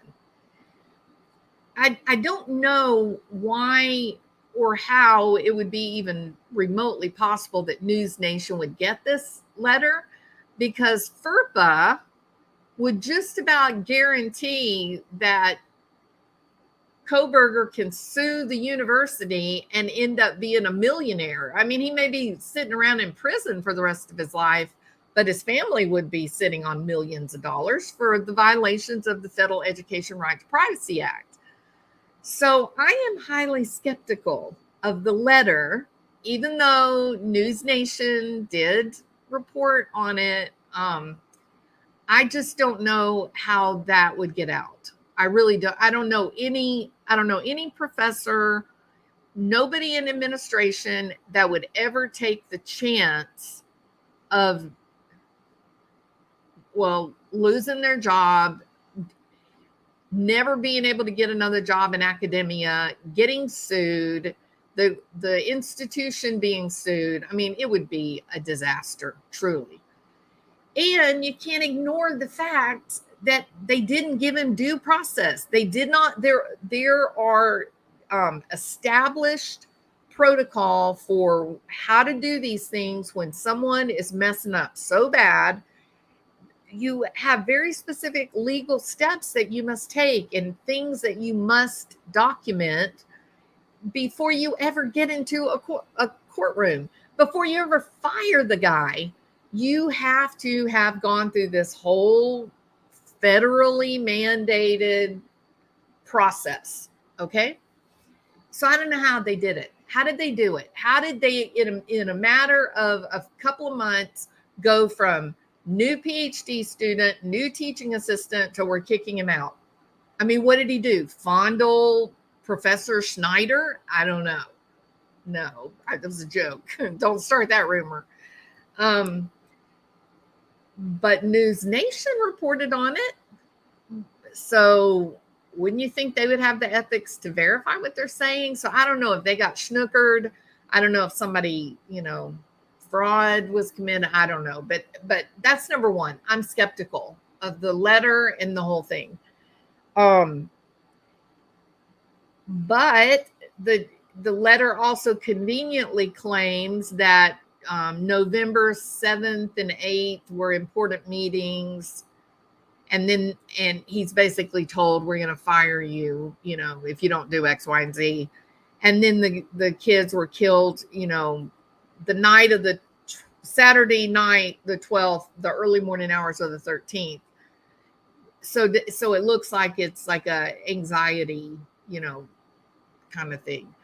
Look, I think that's all wrong. I think tying together that letter with that night, I think it's all wrong. I think that Kohberger presents as one of these guys with, this whole toxic level of narcissism, that he's a dangerous guy, that he's grandiose, he's antisocial. If the stories that we've heard from supposed friends, and we even had an adult say, that he beat up his child, and they had been friends for years and years. The wasting that we saw with Kohberger in his senior year, that he had always been heavily, heavily overweight, and then he loses like 100 pounds. But then the senior year, he gets incredibly thin. So he's just like a walking skeleton. Sorry, I got a hair in my eye. He's just like a walking skeleton. And he's now lashing out at people. That is consistent with heroin use, where the person has now begun to only live on heroin and they're not eating properly. So there's that. Here's another issue. Now, I do think that it is Brian Kohberger in the Tappa Talk discussion related to Visual Snow. And when I read those postings, that reads like what we call prodromal schizophrenia. Okay. And what prodromal schizophrenia is it's the transitory period. So these young people, they're mentally healthy. They're not actively in psychosis up until they turn about 16, 17, 18 years old. And then by the time they're around 19 if they're female, 20, 21 if they're male, now they do really begin to enter this phase of active psychosis. The prodromal period is that overlap from where there's no symptoms to where they're actively psychotic. There's this overlap period. And what you really, really see during the prodromal period is you see significant mood disruption, where the person begins to withdraw and they get a very flat affect, not restricted, not blunted affect, flat affect, like somebody that's in final stages of dementia, right? Just mask. that is a period of time where the young people that are experiencing the symptoms, they do talk about this feeling of derealization, feeling disconnected from the like they're on the outside looking into a picture rather than being a part of the activity in the room. They talk about observing themselves as if they're outside of their body. And so this prodromal period, it's really more cognition and mood disruption before you get into what we call the active symptoms of schizophrenia, where you're seeing things that aren't there, you're hearing things that are not there, and that kind of thing. You do get at sometimes with schizophrenia, you can get tactile hallucinations. Auditory hallucinations also present during, like, with epilepsy, things like that. So it's not this one size fits all mental illness. Different parts of the brain can be affected by, different conditions. So I don't know, reading Tapatalk, his descriptions, he just sounds prodromal to me. However, and I kind of sometimes think, well, was it schizotypal? Was that part of what was happening with him? But I do think that, I thought I had it up, but I don't. No, I don't. I thought I had the Tapatalk up. Shoot. Okay. Well, maybe I'll do a different video because this has already been a 2-hour video. That's pretty long. So anyway, what if he is brilliant, but he does have a serious mental illness? Would that change your mind about him being so innocent? And I don't know. And remember, I haven't ever spoken with this guy or his family or anybody. Hey, Dreamcatcher, welcome. I haven't ever spoken with him or anything. I'm simply going by exactly everything you guys have seen. People that knew him, that's all. I'm just kind of guessing. It's just a guessing game is all. Lazaro de Waller Bridge. Welcome. I've never read any of his papers. No control material to compare, even if he wrote it. Very true, Liza. But when you do go to that account, there is a photograph, and it does look like him. So that's kind of how that was my, well, there was 2 issues. I remember at the time that this was going on, and I was trying to make the decision whether I believed that it was really him or not. Number 1, the picture is there. And then number 2, the description, the date on the description that he gives about losing his childhood home. It matches up, it aligns with the date of the foreclosure, the first foreclosure. So, that was just how I made that judgment. I mean, it looked like a good yardstick, to use.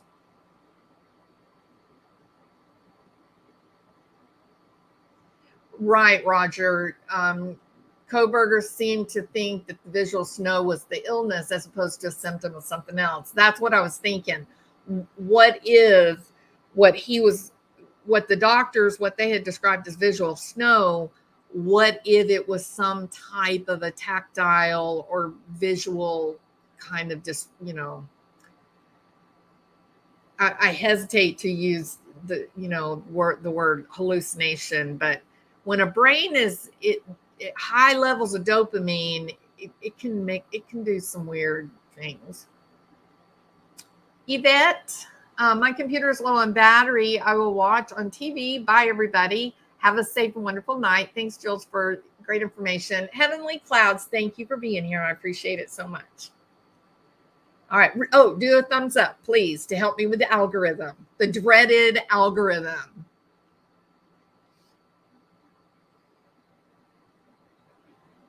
Well, yeah, he posted that back in 2014, I think. Yeah, that was posted long before all this. He was a kid when he posted that. Thank you, Heavenly Clouds. I appreciate you. Keister says, look at my last comment.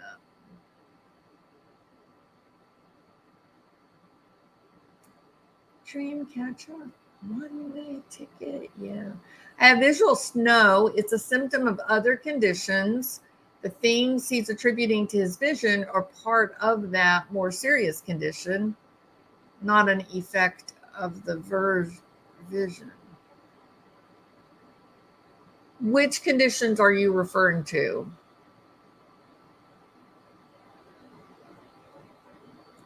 Doodlebug. Yes, heroin or opiate use, high levels of opiate use can cause hearing loss. And that's just, why wouldn't it affect some other types of sensory? And the medications that he talks about are also used for by Heavenly Clouds. Thank you. Plug your computer in. Hurry.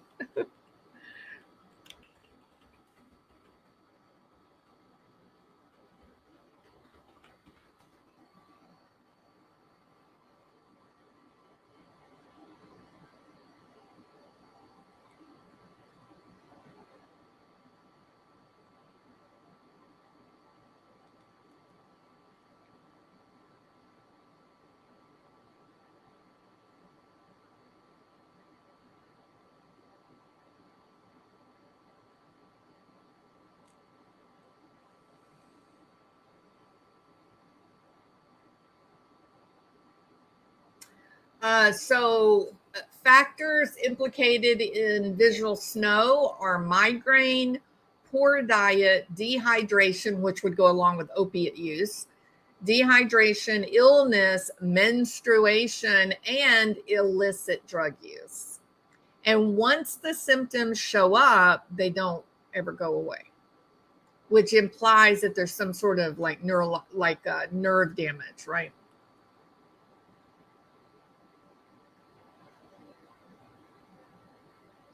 Most common individual factors are fatigue, anxiety, alcohol consumption, inadequate sleep, exercise, caffeine, and screen use.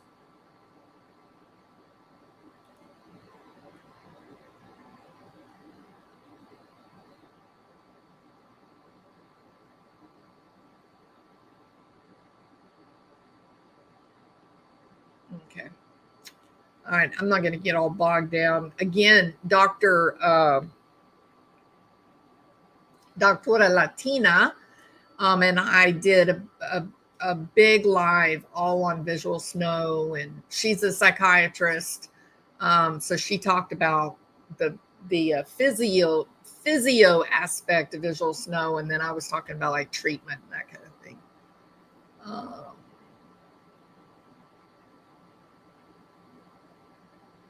What is that? How evidence is put in a PCA? He responded 80%. Are you saying 80% of evidence is put into the charging documents?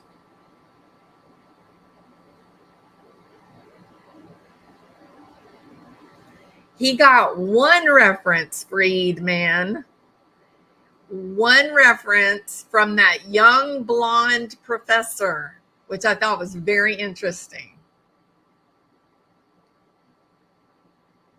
Oh, absolutely. Me, myself, and I think the prosecutor has more evidence, than they let out to the public or media. I wonder if they have the murder weapon or clothing, but I think they have it all. I do too, Dreamcatcher. She's a sweetheart.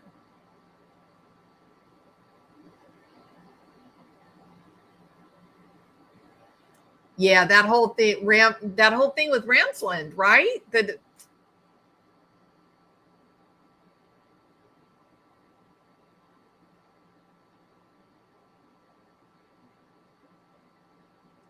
overhead lights are off. The light appears to be from the cell phone, so others could have entered or exited through your time it was parked without having seen. I think so. On a Jeep, the dome light is actually up by the window, the front windshield, like by the rearview mirror. I think that is the dome light that's shining down onto the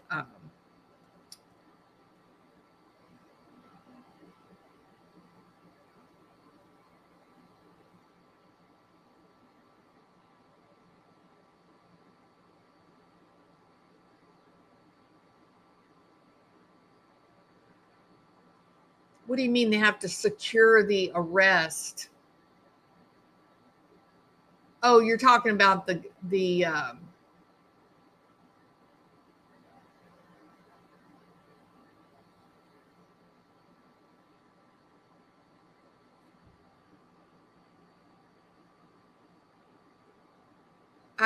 nothing would make me believe that they put 80% of their evidence in the PCA.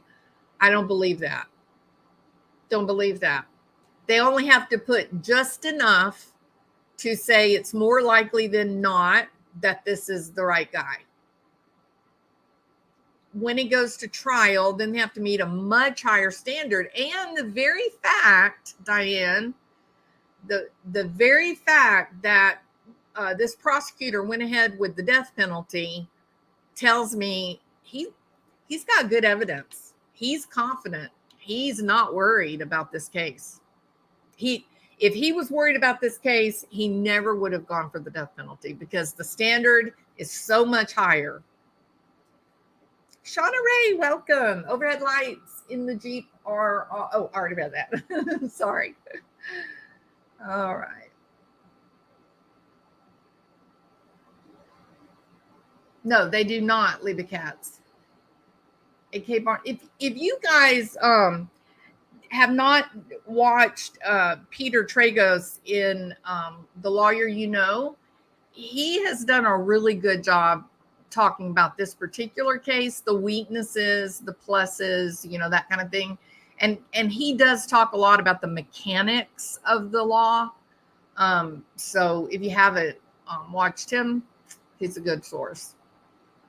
And he's really, he's sort of turned into my go-to lawyer channel because he's so direct. He's right to the point. He doesn't spend, like me, I do a lot of just chit chat. But he goes right to the point. He answers those questions. He moves to the next one without a lot of extra. So you're not there for hours and hours before you get an answer to your question. So he's a good source. There's a lot. Okay, so Lorraine says, I just don't think that he acted alone. Here's the problem with that kind of thought. It would suggest, or the problem saying that the Hyundai Elantra was a decoy car, that it was there to get attention, but the killer actually left in a different vehicle, right? Because then you don't have any DNA in the Elantra. The problem with those types of thoughts is that you have to then say, but what could the motive be that you would have such an organized operation, that the people that did it, that the killers that did it, that they were on a mission? I mean, that's how ridiculous it is. It's a lot more logical. It's a lot more realistic and logical to say someone got mad. They got mad and they acted out, and that's how people died. That's what Chris Watts, he got mad, acted out. But if you've got multiple people involved and you've got a decoy car driving around the neighborhood, that's a mission. They're on a mission that requires precision planning. You'd need a military guy involved. You know what I mean?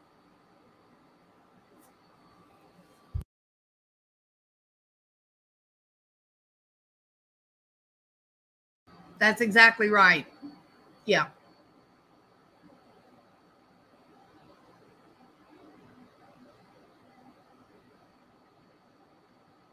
So maybe he was a hitman? Maybe. Visual snow, like when people say they see white dots. There are different types of patterns of visual snow.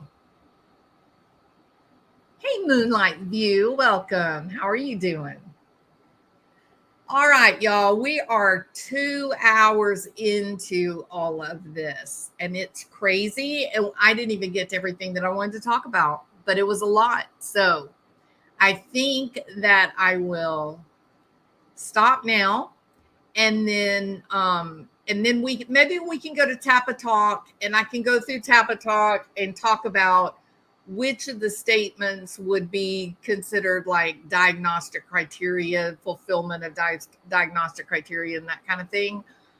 What would make me think possible narcissism, or perhaps maybe prodromal schizophrenia? Like what would that might be an interesting live to do. So.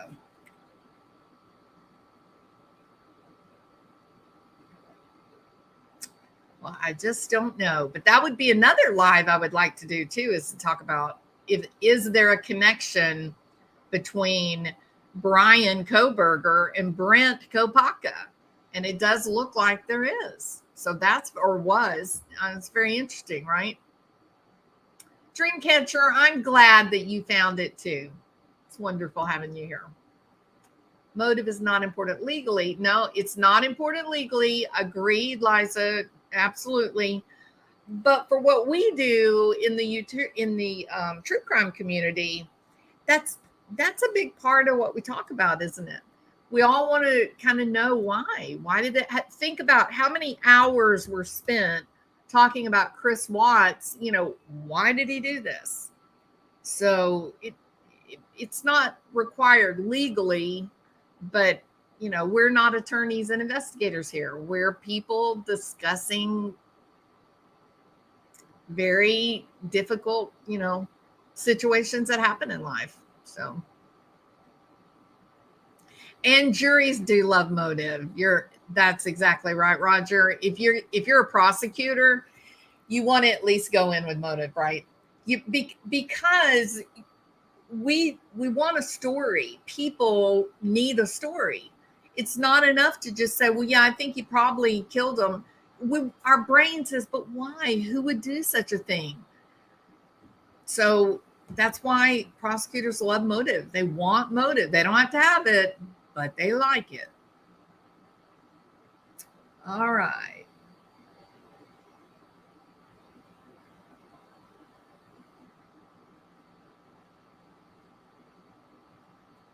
Are we wasting our time? Allie, you're going to get me in trouble, Allie. I don't think it's wasting time. I think it's just interesting. And there's a lot of different reasons I think that people follow true crime. I think it's the mystery. I think also it's the fear that you want to believe that these terrible things would never happen to you because you don't engage in high risk behaviors, right? So yeah, I think, and curiosity for sure. I mean, human beings are very curious about why other people do what I call stupid human tricks. So, people can be really goofy sometimes. There's nothing to tie him to the victims except a little touch DNA. But that little bit of touch DNA was enough, wasn't it?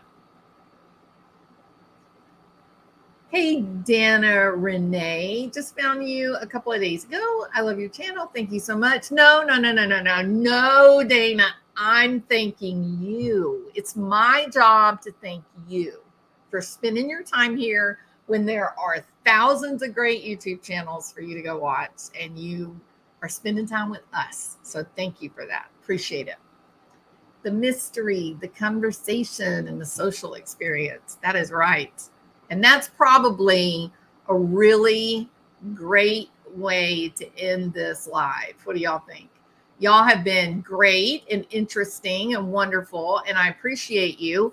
Please, now this is the part where I just throw myself on the mercy of the YouTube jury and beg and plead for you to subscribe and to hit the thumbs up so that the YouTube algorithm will go, oh, wait a minute, we forgot all about that lady. We better promote her channel a little more.